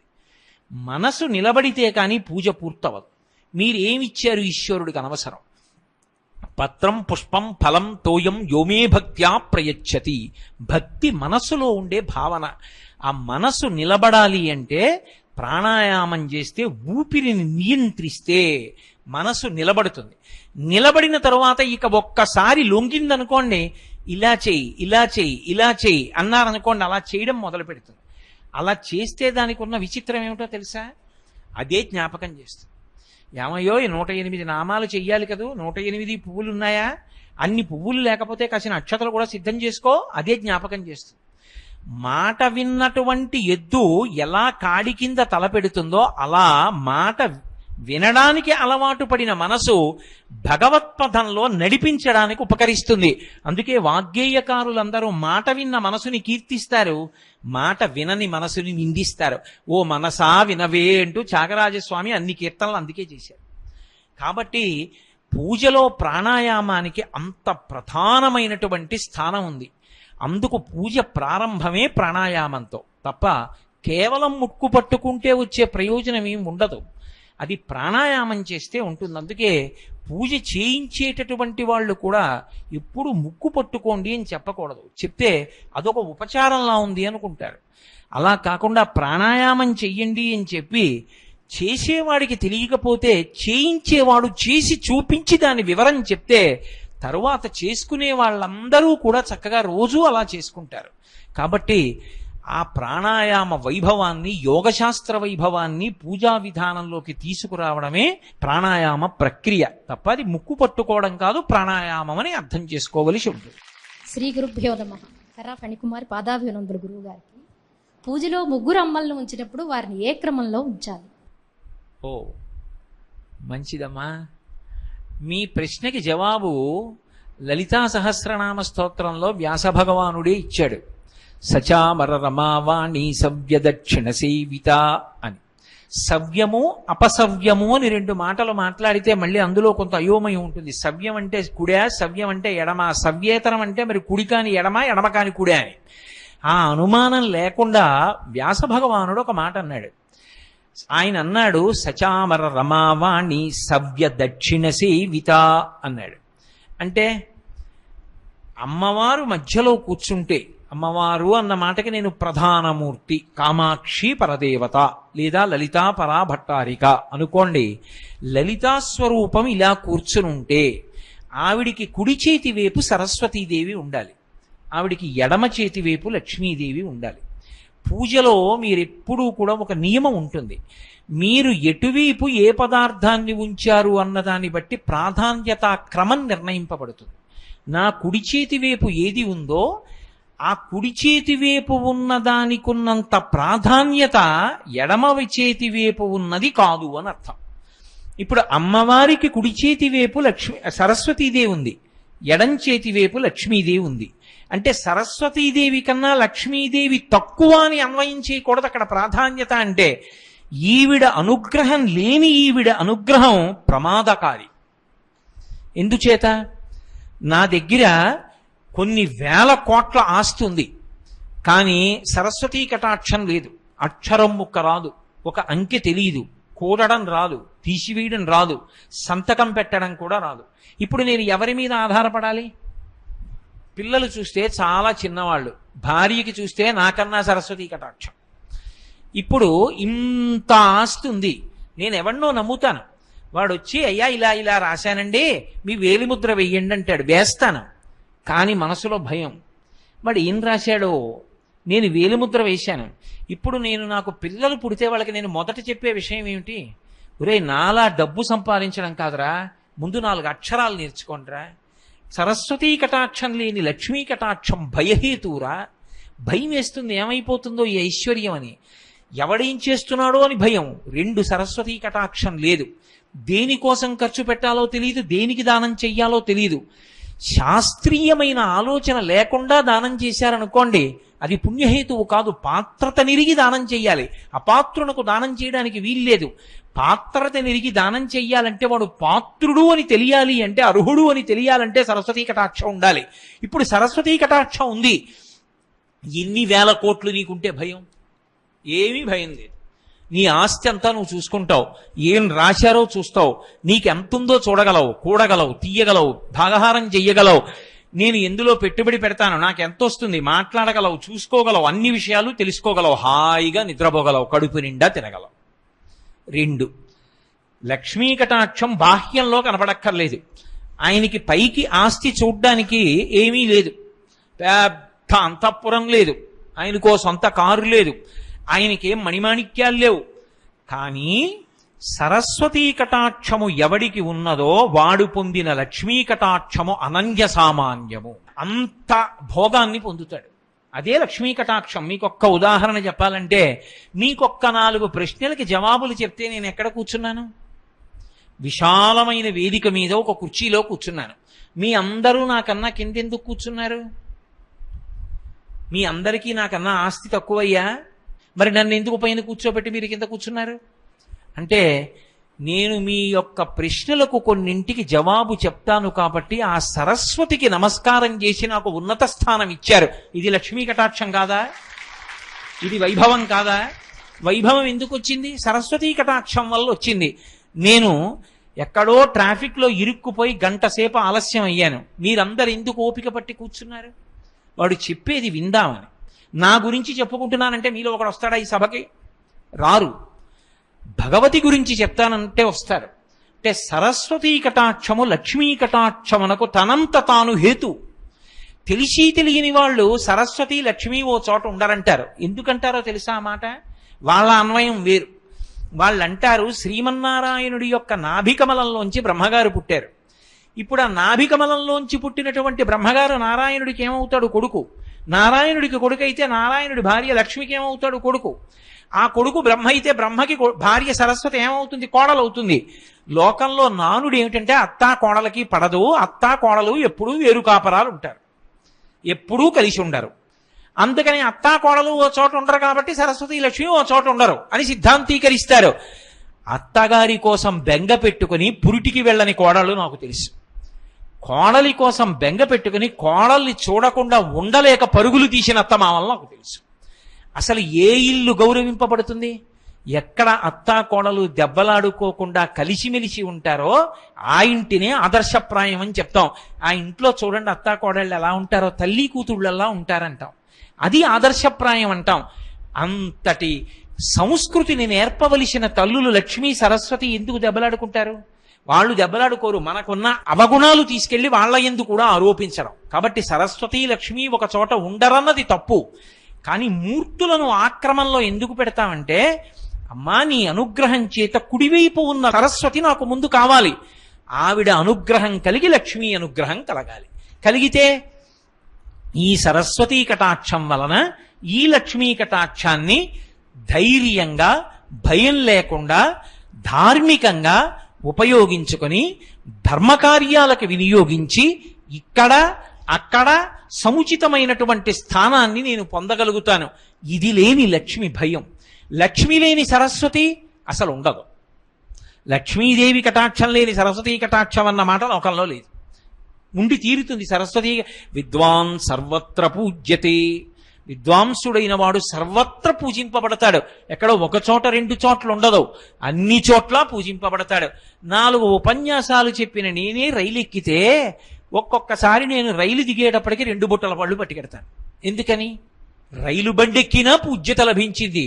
విద్వాంసుడనైనందుకు కాదు, 4 ఉపన్యాసాలు చెప్పినందుకు. ఇక విద్వాంసునకు గౌరవం లేకుండా ఎందుకుంటుంది? అందుకే కుడిపక్క సరస్వతిని, ఎడం పక్కన లక్ష్మిని అమ్మవారికి ఉంచి అమ్మవారిని సేవిస్తారు. అలా ఉంటుందని నేను చెప్పడం కాదు, వ్యాసుడే చెప్పాడు. శంకర భగవత్పాదులు కూడా ఇదే మాటని సరస్వత్యా లక్ష్మ్యా విధిహరి సపత్నో విహరతే అంటూ సౌందర్యలహరిలో చెప్పారు. సరస్వత్యా అని మొదట సరస్వతీ కటాక్షమే మాట్లాడారు. కారణం లక్ష్మిని కించపుర్చడం కాదు. సరస్వతీ కటాక్షం లేని లక్ష్మీ కటాక్షం అభ్యున్నతికి కారణం కావచ్చు, కాకపోవచ్చు. సరస్వతీ కటాక్షం ఎప్పుడూ అభ్యున్నతికి హేతువు.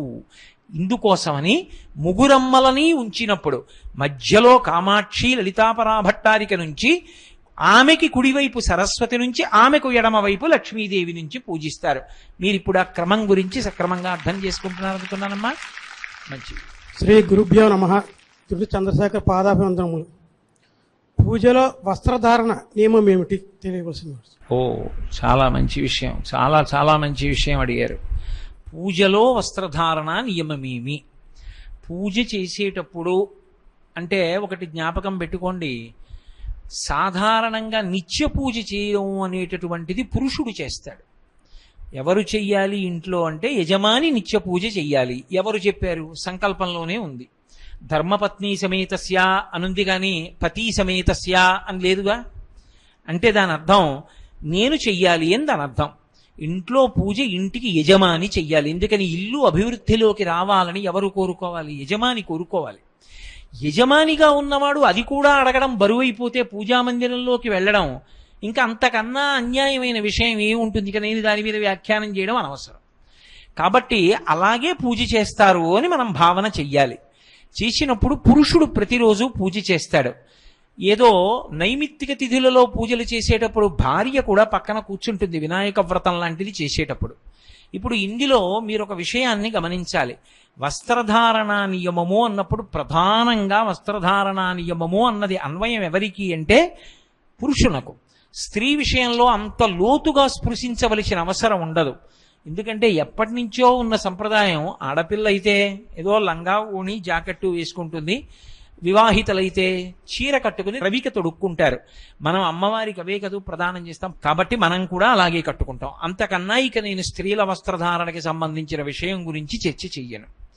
ఇక పురుషులకు సంబంధించి వేదం ఒక మాట చెప్పింది, వికచ్చః అనుత్తరీయశ్చ నగ్నశ్చ అవస్త్ర ఏవచ. గోచి పొయ్యకుండా కేవలం బట్టని చుట్టూ మాత్రమే తిప్పాడు అనుకోండి, దిగంబరుడే అవుతాడు. బట్ట గోచి పొయ్యాలి, వెనక్కి తీసి కుర్చీళ్లు పెట్టి గోచి వెనక్కి దోపుకోవాలి. దాన్ని కచ్చము అంటారు. అంటే గోచి పోసి కట్టుకున్నాడు. వికచ్చః అలా వెనక కుర్చీళ్లు పోసి గోచి పెట్టుకోలేదు. అనుత్తరీయశ్చ పైన ఉత్తరీయం లేదు. అంటే ఉత్తరీయం ఒకటే ఉండాలి పురుషుడికి. చొక్కా కానీ బనీను కానీ ఏదీ ఉండకూడదు పూజ చేసేటప్పుడు.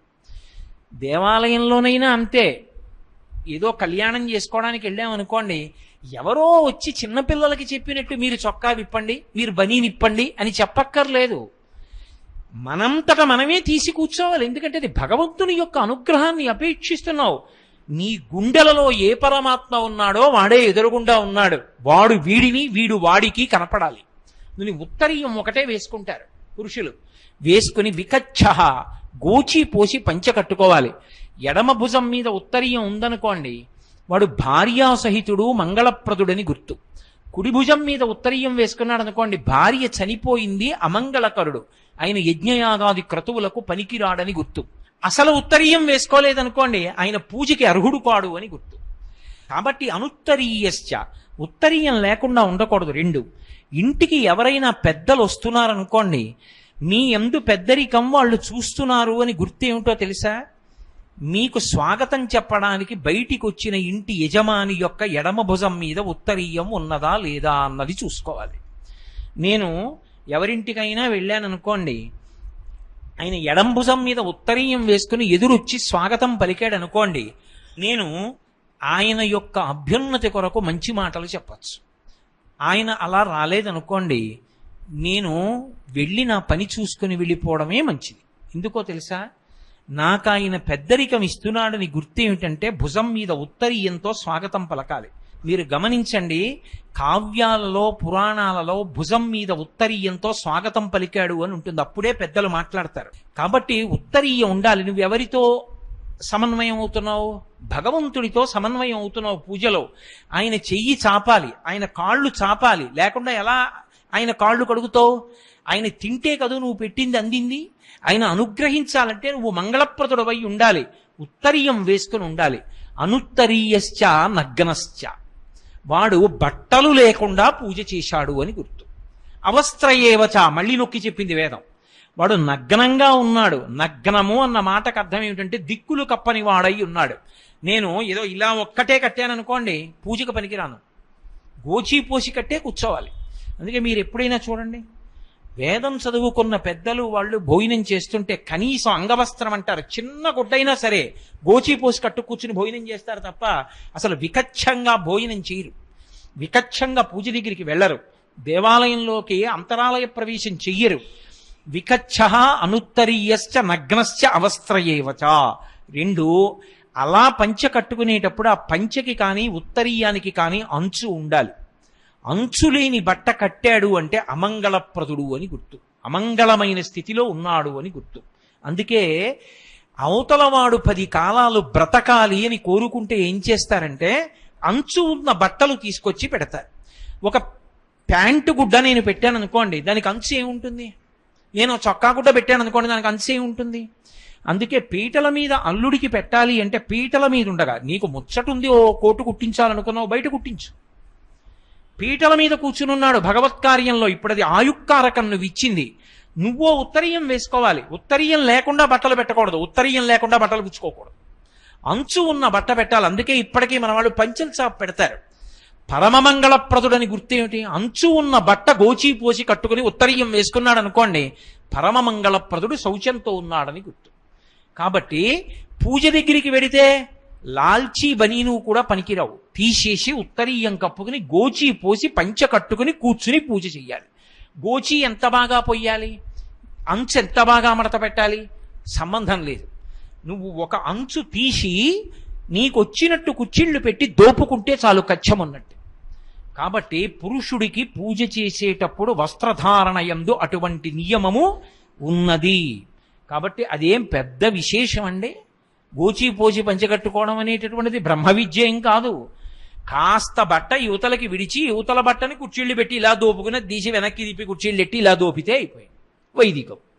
ఎన్నో చేస్తున్నాం, అది పెద్ద విషయం ఏం కాదు. కానీ ఎవరో మంచి ప్రశ్న అడిగారు, పూజ యందు ఎప్పుడూ గోచి పోసి పంచ కట్టుకుని పురుషుడు ఉత్తరీయం వేసుకుని పూజ చేయవలసి ఉంటుంది. వాల్మీకి మహామహర్షి విమర్శి ఆయన కన్నా వ్యాస భగవానునికి గౌరవం ఇచ్చారు, ఎందుచేత కారణం ఏమిటి? వాల్మీకాది మహర్షుల కన్నా వ్యాస భగవానుడికి ఏ కారణం చేత అంత విశేషమైనటువంటి గౌరవం లభించింది? వాల్మీకి సూర్యవంశానికి చెందినటువంటి రామాయణాన్ని రచన చేశారు. సూర్యవంశ ప్రభువు రామచంద్ర ప్రభువు. చంద్రవంశానికి సంబంధించినటువంటి భారతాన్ని వ్యాస భగవానుడిచ్చాడు. సూర్యచంద్రులిద్దరూ లేకపోతే ఒక రోజు ఎంత చీకటో, వ్యాస వాల్మీక మహర్షులు లేకపోతే సనాతన ధర్మంలో వాంగ్మయానికి అంత లోటు. ఇద్దరూ నమస్కార యోగ్యులే, ఇద్దరూ ఆరాధనీయులే, ఇద్దరి పేరు చెప్తే తల వంచి నమస్కరించవలసిందే. కానీ ఎవరికన్నా కూడా వ్యాసుడే గొప్పవాడు. వ్యాసుడి కన్నా గొప్పవాడు అని సనాతన ధర్మంలో చెప్పడానికి ఉండదు. ఎందుకుండదు అంటే ఒక్కటే కారణం. వ్యాసో నారాయణ స్వయం, ప్రమాణవాక్కు అని ఒకటి ఉంటుంది. మనం అందరం ఏం చెయ్యాలి అంటే, ఎప్పుడైనా గీతాచార్యుడు భగవద్గీతలో ఒక మాట చెప్తాడు, కర్తవ్యమకృతం కావ్యం సతాం మన్యముదీరయేత్. రామాయణంలో మాట. మీరు ఏదైనా ఒక పని చెయ్యాలా చెయ్యకుండా ఉండాలా అంటే దానికి ప్రమాణమేది? దాన్ని చెప్పినటువంటిది వేదం ఒక్కటే. ఆ వేదము అనంతమైన రాశిగా పడిపోయి ఉంటే కలియుగంలో ధర్మానికి ప్రమాణము శాస్త్రము అయినటువంటి వేదాన్ని విభాగం చేసిన మహాపురుషుడు వేదవ్యాసుడు. అందుచేత వేదవ్యాసుడు అయ్యాడు. ఆయన కారణజన్ముడు. పైగా ఆయనే 18 పురాణములను ఇచ్చాడు. ఆయనే పంచమ వేదమైనటువంటి భారతాన్ని ఇచ్చాడు. ఆయనే మహాభారతంలో ఒక వ్యక్తి అయి ఎన్నో పర్యాయములు కనపడ్డాడు. కనపడి అసలు ఆర్షమైనటువంటి ధర్మములనన్నిటినీ కూడా నిరూపణం చేశాడు. వ్యాసుడు లేకపోతే అసలు ఈ లోకంలో చెప్పడానికి ఏమీ ఉండదు. ప్రమాణవాక్యేది అసలు? భగవద్గీతను ఎవరిచ్చారు? వ్యాసుడే ఇచ్చాడు భారతంలో. అలాగే బ్రహ్మసూత్రములను ఎవరిచ్చాడు? వ్యాసుడే ఇచ్చాడు. అటువంటి వ్యాసుడు వాంగ్మయానికి అంతటికీ కూడా వెలుగుల దివ్యలంటివాడు. ఆ వ్యాసుడు లేకపోతే కటిక చీకటి గాఢాంధకారం. అందుకే వ్యాసుడెవరు అని అడిగారనుకోండి, వ్యాసుడు ఒక పెద్ద దీపం. ఆ దీపం మొట్టమొదటి దీపం. ఆ దీపంలోనే మిగిలిన ప్రమిదలలో దీపాలన్నీ వెలిగాయి. మిగిలిన గురుస్వరూపాలన్నీ కూడా వ్యాస భగవానుడి యొక్క హృదయాన్ని ఆవిష్కరిస్తూ పెడతాయి. శంకర భగవత్పాదులు ఉన్నారనుకోండి, వ్యాస హృదయాన్నే చెప్తారు. అందుకే గురువులను గురించి చెప్పేటప్పుడు ఒక మాట చెప్తారు పెద్దలు, వ్యాస దర్శనమైన వారు ఎవరున్నారో వారిని మహనీయులు అని పిలుస్తారు. అందుకే ద్వైతమత ప్రవర్తకాచార్యులైనటువంటి మధ్వాచార్యుల వారికి వ్యాస దర్శనమైంది. విశిష్టాద్వైత ప్రవర్తకాచార్యులైనటువంటి భగవద్ రామానుజులు వ్యాస దర్శనం పొందారు. శంకర భగవత్పాదులు వ్యాస దర్శనం పొందడం ఒకటే కాదు, బ్రహ్మసూత్రాల మీద భాష్యం విషయంలో శంకరులతో మహానుభావుడు వ్యాసుడు వాదించాడు బ్రాహ్మణ రూపంలో. వ్యాసుడిగా వస్తే శంకరులు మాట్లాడరు, నేల మీద పడి నమస్కారం చేసి ఊరుకుంటారు. ఆయన ముందు మాట్లాడరు. బ్రాహ్మణుడిగా వచ్చాడు, అందుకు చర్చించారు. చర్చిస్తే శంకరాచార్యుల వారి ప్రతిభ చూసి, నువ్వు శరీరం వదిలిపెట్టేస్తే ఇది వ్యాప్తి చేసేవాడు లేదు, అందుకని 32 సంవత్సరములు ఈ భూమండలం మీద ఉండమని అడిగిన వాడు వ్యాసుడు. వ్యాసుడి వాక్కును అనుసరించి శంకరాచార్యుల వారు 32 ఏళ్ళు శరీరంతో ఉన్నారు. అంతటి మహానుభావుడు చిరంజీవి. ఇప్పటికీ వ్యాసుడు తిరుగుతూనే ఉంటాడు శరీరం. మహాపురుషుడు దర్శనమిస్తూ ఉంటాడు మహాత్ములకు. అటువంటి వ్యాసుడు లేనినాడు అసలు మనం ఎలా ప్రవర్తించాలి, భక్తి జ్ఞాన వైరాగ్యాలు ఎలా పొందాలి, మనకి వేదం అంటే ఏమిటి, పురాణం అంటే ఏమిటి, ఇవి చెప్పినవాడు లేడు. అసలు మొట్టమొదట వెలిగిన జ్యోతి ఏది అంటే వ్యాసుడే. ఆ వ్యాసుడెవరో కాదు, నారాయణుడే. పైగా ఇంకొక మాట ఏమిటో తెలుసా? వ్యాసుడు వ్యక్తి కాడు, వ్యాసుడు పదవి. ఆ పదవిలోకి ఒక్కొక్క మహానుభావుడు వచ్చి కూర్చుని వ్యాసుడు అవుతూ ఉంటాడు. ఇప్పుడు కృష్ణద్వైపాయనుడు వ్యాసుడు ద్వాపరయుగం చివరిలోకి వచ్చేటప్పటికి. కాబట్టి వ్యాస అన్న శబ్దమే అంత గొప్పది. అందుకే మొదటి నమస్కారం వ్యాసుడికి చేస్తారు. 2 తర్పణ చేస్తారు. మహర్షులకు తర్పణ చేసేటప్పుడు అందరి పేర్లు చెప్పక్కర్లేదు, వ్యాస భగవానుడి పేరొక్కటి చెప్పి తర్పణ చేస్తే మహర్షి మండలానికి అందుతుంది. అందుకే మహర్షి తర్పణం చేసేటప్పుడు, ఋషి తర్పణం చేసేటప్పుడు వ్యాసుడి పేరుతోటే ప్రారంభం అవుతుంది. అంతటి మహానుభావుడు, అంతటి అద్భుతమైన స్థాయిని పొందినటువంటి వాడు వ్యాసుడు.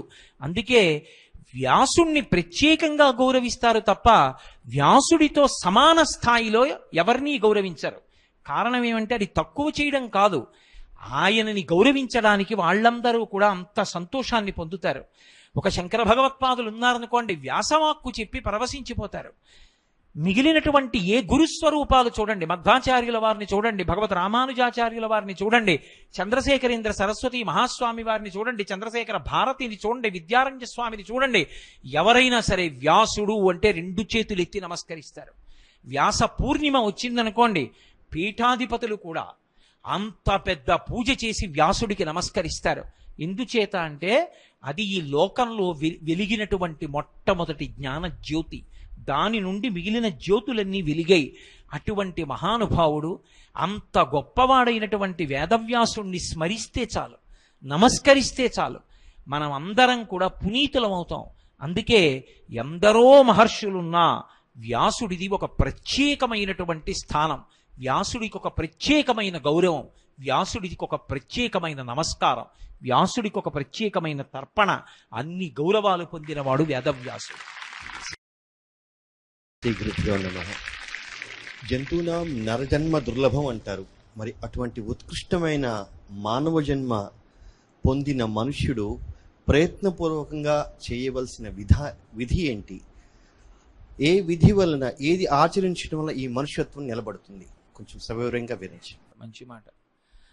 మిగిలినటువంటి వాటికన్నిటికీ కలిపి 84 లక్షల జీవరాశుల్లో మనుష్య శరీరం వినా మిగిలిన వాటికన్నిటికీ కలిపి ఉన్న ధర్మం ఒక్కటే, పశుధర్మం. పశుధర్మం అన్న మాటలో కారుణ్యం అన్న మాటకి ఎక్కడా చోటు ఉండదు. మీరు చూడండి, ఆజన్మ వైరం అని ఉంటుంది వేదంలో. ఈ ఆజన్మ వైరము అన్న మాట గురించి ఒక సూక్తం కూడా చెప్పబడింది. అంటే వైరం అన్న మాట గురించి అని కాదు నా ఉద్దేశం, దాన్ని ప్రకటనం చేస్తూ. ఒకప్పుడు వశిష్ఠ మహర్షి ఇంద్రుడి ఇంటికి ఎడతాడు. ఇంద్రుడు చాలా డాబుగా ఉంటాడు, వశిష్ఠుడు గడ్డాలు పెరిగిపోయి మహానుభావుడు బ్రహ్మతేజస్సుతో ఉంటాడు. ఇంద్రుడి దగ్గర కుక్క ఉంది, దాని పేరు దేవశుని. ఆ కుక్క వశిష్ఠుడిని చూసి మొరిగింది. మొరిగితే వశిష్ఠుడు శునక సూక్తం చెప్పాడు, కుక్క మీద సూక్తం చెప్పాడు వేదంలో. ఆ సూక్తం చెప్తూ ఒక మాట అంటాడు, ఓ కుక్క, నీకు పందితో ఆజన్మ వైరం ఉన్నది అంటాడు. కుక్కకి కారణం ఉండదు, పంది కనపడితే తరుగుతుంది, పందిని కరుస్తుంది. 4 కుక్కలు కలిసి ఒక పందిని భయపెడతాయి, ఆజన్మ వైరం. పంది పిల్లని, చిన్న పంది పిల్ల అమ్మ దగ్గరికి పరిగెత్తలేకపోతే నిర్దాక్షిణ్యంగా నోట ఖర్చుకుని వెళ్ళిపోతుంది. అప్పుడు దిక్కుమాలిన కుక్కకి కారుణ్యం లేదా అన్న మాట అనకూడదు. పెద్ద పులి గర్భిణి అయి ఉన్నటువంటి లేడిని కొట్టేస్తుంది, పాము పక్షి గుడ్లు తినేస్తుంది. కానీ జంతువునాం నరజన్మ దుర్లభం. శంకర భగవత్పాదులు ఆ మాట ఎందుకన్నారంటే, ఈ శరీరంతో వచ్చిన నువ్వు ఒక్కడివే ధర్మాచరణం చెయ్యగలవు. ధర్మము అన్న మాట ఎవరి కోసము అంటే కేవలం మనుష్యుడి కోసమే. ధర్మము మిగిలిన వాటికి లేదు. ఇంకా ధర్మాన్ని చెప్పేది వేదం ఒక్కటే. వేదమునకొక్కదానికే ధర్మం చెప్పే అధికారం. ఇది ధర్మము, ఇది ధర్మము కాదు చెప్పడానికి లోకంలో ఎవరికీ అధికారం లేదు. అది చెప్పేది వేదం ఒక్కటే. ఆ వేదం చెప్పిన ధర్మం ఏదుందో అది ఆచరించడానికి యోగ్యుడెవరంటే మనుష్యుడు ఒక్కడే. అసలు తెలుసుకోవడం అన్నది మనుష్యుడే కాదు, మిగిలిన వారికి తెలుసుకునే అధికారం లేదు. కాబట్టి నరుడు ఒక్కడే ధర్మాన్ని పాటించగలడు. ధర్మాన్ని పాటించిన నరుడు ఇక మళ్ళీ తిరిగి రావలసిన అవసరం లేదు, మోక్షానికి వెళ్ళిపోతాడు. అందుకే మనం అడగక్కర్లేదు. పురుషార్థములు అంటే ధర్మార్థ కామ మోక్ష చతుర్విధ పురుషార్థ ఫలసిద్ధ్యర్థం. కామము అర్థము ఈ రెండు దేనితో ముడిపడాలి? ధర్మంతో ముడిపడాలి. ధర్మము ప్రధానము. నువ్వు డబ్బు సంపాదించినా ఖర్చు పెట్టినా, నీకో కోరిక కలిగినా కోరిక తీర్చుకున్నా ధర్మంతో ముడిపడాలి. ధర్మచట్రములోకి ఇమడని డబ్బు సంపాదించకూడదు, ధర్మచట్రములోనికి ఇమడని రీతిలో ఖర్చు పెట్టకూడదు. ధర్మచట్రమునందు ఇమడని కోరిక పుట్టకూడదు, పుట్టినా తుంచెయ్యాలి తప్ప ధర్మచట్రమునందు ఇమడని కోరిక తీర్చుకోకూడదు. అలా ధర్మముతో అర్థకామములు ముడిపడిపోతే ఇక వేరు ప్రయత్నం ఉండదు, మోక్షం వస్తుంది. అందుకే పురుషార్థముల యందు మొదటిదేది అంటే ధర్మమే. ఆ ధర్మం ఎవరికి? నరుడికే. ఆ నరుడు ధర్మాన్ని ఆచరించి మోక్షాన్ని పొందగలడు. ధర్మాన్నే పట్టుకున్న రామచంద్రమూర్తి త్రేతాయుగంలో జీవించి ఉన్న కలియుగంలో కూడా రామనామం అంత గొప్పది, రామ కథ అంత గొప్పది, రామాయణం అంత గొప్పది, రామ మందిరం అంత గొప్పది, రామ భక్త సమాజం అంత గొప్పది, రామ భజనం అంత గొప్పది. కాబట్టి ఆ ధర్మాన్ని ఆచరించేటటువంటి నరుడికి అంత ప్రశస్తి కలిగింది. ధర్మం అన్న మాట ఒక్క మాట విడిచిపెట్టేసి ప్రవర్తిస్తే ఆ నరుడు పశువు కన్నా హీనుడవుతాడు. అందుకే మనిషి తరించడానికి మనసులో మొట్టమొదటి ఆలోచనగా రావలసినది ఏది అంటే, నీవు ఎంత ఉపకారము చెయ్యగలవు. అందుకే కురు పుణ్యం అహోరాత్రం అంది శాస్త్రం. నీలో వచ్చిన ప్రతి ఆలోచన ఇతరులకు ఉపకారము చెయ్యగలిగినది కావాలి తప్ప, నీ మనసులో కక్ష పెట్టుకుని కార్పణ్యం పెట్టుకుని ఇతరులని బాధ పెట్టడం కోసమని ప్రణాళికా రచనలు చేయడం, కుట్రలు చేయడం, వాటిని అమలు చేసే ప్రయత్నం చేయడం మనుష్యుడిగా బ్రతకవలసినటువంటి విధానం కాదది. కాబట్టి ఎప్పుడూ మనసులో ఉండవలసినది ఏది అంటే ఉపకార బుద్ధి. నా వలన ఎంతమందికి ఉపకారం జరుగుతుంది, అదొక్కటే. అందుకే మీకు భారతదేశంలోనే ధార్మిక ప్రవచనాలుంటాయి. కారణం ఏమిటో తెలుసా? అన్నిటిలోకి గొప్పదేది 10 మంది జీవితాలు మారేటట్టుగా ధర్మాన్ని ప్రబోధం చేయడం. ఇవాళ అన్నం పెడితే రేపు పొద్దుటికి ఆకలేస్తుంది. ఇవాళ మీకు ఆరోగ్యం కలగడానికి నేను కంటికి శస్త్రచికిత్స చేయిస్తే రేపు కడుపులో బాధపడుతుంది. పైగా నేను 2 కళ్ళు ఒక వ్యక్తికి శస్త్రచికిత్స చేయించి చూపు బాగా వచ్చేట్టు చేశాననుకోండి, రేపు వాడు ఆ చూపుతో దొంగతనాలు చేస్తే నేను చెప్పలేను. కానీ ధర్మమునందు నేను చేసిన ప్రవచనముల వలన మారి ఒక్కడు ధర్మాత్ముడయ్యాడనుకోండి, నేను ఎందుకు చెయ్యాలి తప్పని 10 మంది మారారనుకోండి, అంతకన్నా మనుష్యులుగా బ్రతకడానికి మార్గం ఇంకొకటి లేదు. అందుకే ఈ దేశంలో అన్నిటికన్నా గొప్పది ఏది అంటే ధర్మమును ప్రవచనము చేయుటయే. అందుకే ఆత్మని అనుభవించే మహాపురుషులు కూడా అనుగ్రహ భాషణాలు చేసి ధర్మాన్ని చెప్పారు. కావ్యములు, పురాణములు సమస్తము దేని గురించి చెప్తాయంటే ధర్మం. 2 అక్షరాలు. మీరు కావ్యము, పురాణములు, వేదములు అన్నీ తెచ్చి పిండేస్తే 2 అక్షరములు పడతాయి సారంగా. అదే ధర్మం. ధర్మో రక్షతి రక్షితః. ఆ ధర్మమే రక్షిస్తుంది. ఆ ధర్మమును పాటించగలిగిన వాడు మనుష్యుడొక్కడే. అందుకే నరజన్మ అంత గొప్పది ఎందుకైంది అంటే పరోపకారమును చెయ్యగలవు కనుక, నీవు ధర్మమును పాటించగలవు కనుక, ఆ ధర్మము వలన నిన్ను నువ్వు ఉద్ధరించుకొని కొన్ని వేల మందిని ఉద్ధరించగలవు కనుక, ఆదర్శమూర్తిగా నిలబడగలవు కనుక. అందుకని నరజన్మ ఉత్కృష్టమైనది. ధరించడానికి మార్గము ధర్మము, పరోపకార బుద్ధి. ఓం గురుభ్యో నమః. హరి ఓం. దేవాలయం దర్శించినప్పుడు ధ్వజస్తంభం దర్శనమిస్తుంది. ఆ ధ్వజస్తంభం నిర్మాణం చేయడానికి గల కారణం ఏంటి? సవిస్తరంగా వివరించండి గురువుగారు. చాలా సంతోషం. దేవాలయాలకి ఆగమము అని ఉంటుంది. మనం ఒక ఇల్లు కట్టుకుంటే వాస్తుశాస్త్రం ప్రకారం, అంటే యజమాని భార్యాబిడ్డలతో నివసించడానికి వీలైన రీతిలో దీర్ఘకాలం అందులో ఉండడానికి, రామాయణంలో రామచంద్రమూర్తి అంటాడు, సౌమిత్రే చిరజీవిభిః అంటాడు. ఈ ఇంటిలోకి ఎందుకు వెడుతున్నానంటే, ఈ ఇంటిలోకి వెళ్ళి ఏ అనారోగ్యము లేకుండా నేను చిరకాలము సంతోషంగా ఉండడానికి ఇంట్లోకి వెడుతున్నాను. అలా వెళ్ళాలి అంటే వాస్తు పూజ చెయ్యాలి లక్ష్మణ అంటాడు. అది శాస్త్రాన్ని పాటించడం అంటే. అలా ఇంటికి వాస్తుశాస్త్రం ఎలా ఉంటుందో దేవాలయానికి ఆగమం అలా ఉంటుంది. ఆ ఆగమ ప్రకారం దేవాలయాల్ని నిర్మాణం చేస్తారు. ముఖమంటపము, అర్ధమంటపము, అంతరాలయము, అంతరాలయములో దీపములు, దీపముల యొక్క కాంతిలో ఈశ్వరమూర్తి దర్శనము. దేవాలయంలో పెద్ద పెద్ద కరెంటు లైట్స్ వేసి దర్శనం చేయకూడదు. ఎందుకు చెయ్యకూడదు అంటే, దేవాలయంలో వెలుగుతున్న దీపమే గురువుగారు. గురువుగారు మాకు ఆయన యొక్క ప్రవచనము ద్వారా అందించిన భక్తి యొక్క కాంతులలో మాకు పరమేశ్వరుడు దర్శనమవుతున్నాడు. ఆ లోపల ఉన్న దీపమే గురువు. అందుకే ఆగమం ఉంటుంది. ఆగమం ప్రకారం నిర్మిస్తారు. బలిహరణ మంటపాలుంటాయి. ప్రదక్షిణానికి అనుకూలంగా ఉంటుంది. బయట పరివార దేవతలు ఉంటారు. ఎదురుగుండా ఆయనని వహించేటటువంటి వాహనం ఉంటుంది. దానితో పాటుగా ధ్వజస్తంభం ఉంటుంది. ధ్వజము అంటే గుర్తు ఏమిటంటే జెండా. జెండా కనపడింది అనుకోండి ఎక్కడైనా, ఆ జెండాని బట్టి దాని వెనక ఎవరున్నారు చెప్తారు. త్రివర్ణ పతాకం ఎక్కడైనా కనపడింది అనుకోండి, ఓ ఇది భారతదేశ పతాకం. పరమ సంతోషంతో 2 చేతులు ఎత్తి నమస్కారం చేస్తాం. రామాయణంలో కోవిదార వృక్షం ముద్రగా కలిగిన పతాకం కనపడుతుంది రామలక్ష్మణులకు. అదిగో అది మన కోసల దేశం యొక్క సైన్యం, దశరథ మహారాజు గారి సైన్యం. అందుకే భారతంలో ఒక్కొక్క జెండా మీద ఉన్నటువంటి గుర్తును పట్టి ఒక్కొక్క వీరుడున్నాడు అని చెప్తారు. దేవాలయంలో ధ్వజం ఉండడం కాదు, కేవలం జెండా ఎగరేయరు. ధ్వజమునకు స్థానంలో ధ్వజస్తంభం ఉంటుంది. ఆగమంలో ఎలా చెప్పారో అటువంటి కర్రతో తయారు చేసి బాగా ఎత్తుగా పెట్టి ఉంచుతారు ధ్వజస్తంభాన్ని. ధ్వజస్తంభం కనపడింది అనుకోండి ఎక్కడి నుంచైనా, ముందు ధ్వజస్తంభం కనపడుతుంది. గుడి గోపురం కూడా కనపడచ్చు, కనపడకపోవచ్చు. ధ్వజస్తంభం కనపడేటట్టుగా ఉంచుతారు. అందుకే మీరు ఎప్పుడైనా చూడండి, ప్రఖ్యాత దేవాలయాలలో ధ్వజస్తంభాలు కనపడకుండా చుట్టుపక్కల భవన నిర్మాణాన్ని అనుమతించారు. మీరు ఎంత దూరంలో నిలబడినా ధ్వజం కనపడాలి. అలా కనపడకుండా బయట భవన నిర్మాణాన్ని అంగీకరించరు. ఇంతకన్నా ఎత్తు పెట్టడానికి వీల్లేదు, ధ్వజం కనపడదని చెప్తారు. ధ్వజం ఎందుకు కనపడాలో తెలుసా?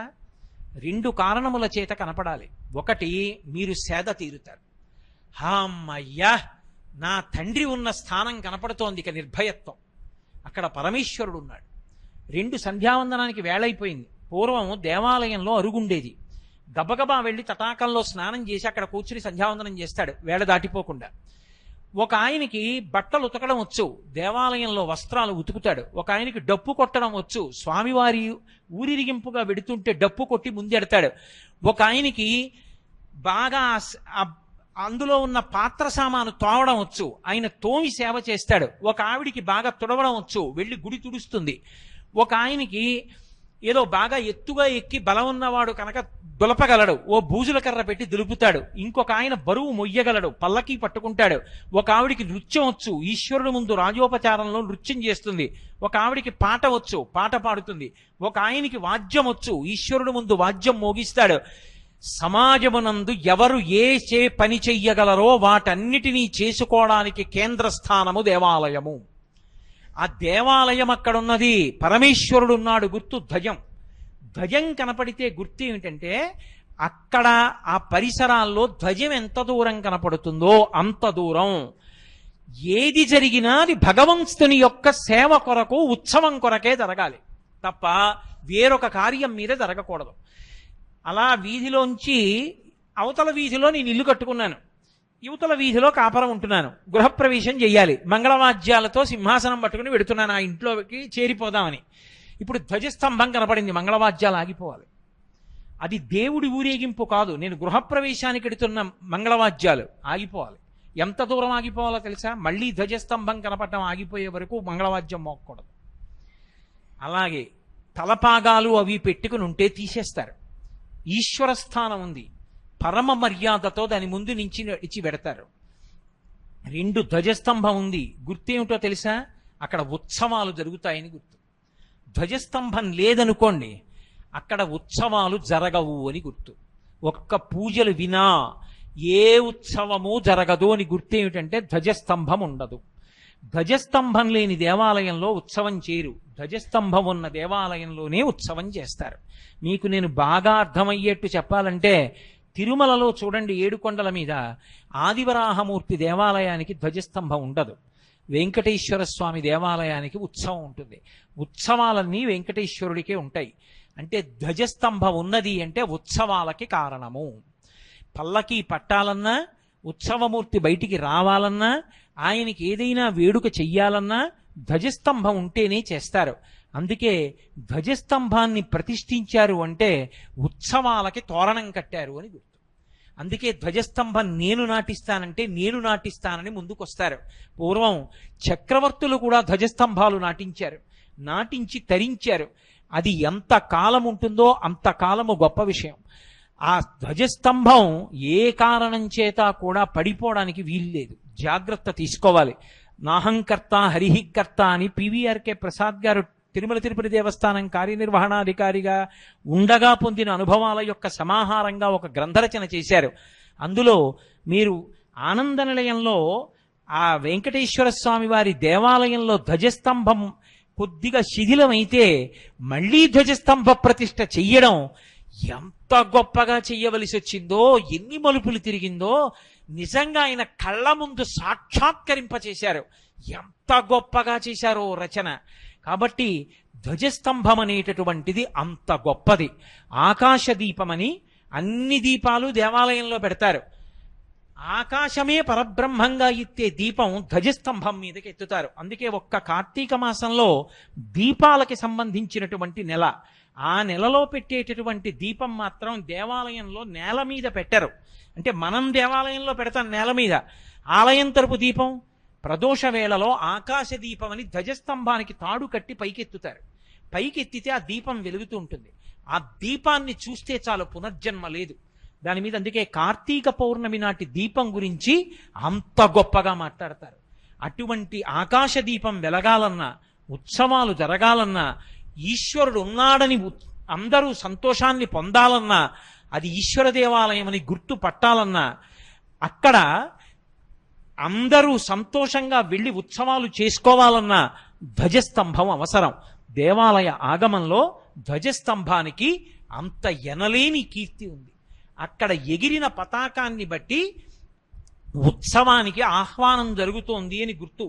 గరుత్మంతుడి పతాకం ఎగురుతోందనుకోండి, విష్ణు సంబంధమైన ఉత్సవం జరుగుతోందని గుర్తు. ఎవరు వాహనమో వాడు పతాకంగా పైకి ఎగురుతాడు, పైకి లేస్తాడు. శివాలయంలో ఉత్సవం జరుగుతోందనుకోండి, నందీశ్వరుడు యొక్క పతాకం పైకెడుతుంది. ధ్వజమును ఆరోహించడంలో అంటే ఆ పతాకం పైకెక్కడంతో ఉత్సవాలు ప్రారంభం, మళ్ళీ దాన్ని దింపడంతో ఉత్సవాల పరిసమాప్తి, లేదా చక్రస్నానంతో త్రిశూల స్నానంతో పరిసమాప్తం అయిపోతాయి. అంత గొప్పది ధ్వజస్తంభం. మన సనాతన ధర్మంలో ఒక దేవాలయానికి అత్యంత ప్రధానమైనది. శైవాగమంలో అయితే శివాలయంలో 8వ వంతు ధ్వజస్తంభం. మీరు అలా వెళ్ళిపోతూ వెళ్ళిపోతూ ధ్వజస్తంభం వంక కాకతాళీయంగా ఇలా చూసినా సరే శివాలయంలో 8వ వంతు మీరు దర్శనం చేసిన పుణ్యం మీకు వేసేస్తారు. అంత తేలికగా ఆ ఊళ్ళో ఉన్న వాళ్ళకి పుణ్యం కట్టపెట్టడానికి ఎత్తెత్తు ధ్వజస్తంభాల్ని పూర్వం స్థాపన చేశారు. అంత గొప్పది ధ్వజస్తంభం. మంచి ప్రశ్న అడిగినందుకు మీకు ధన్యవాదాలు.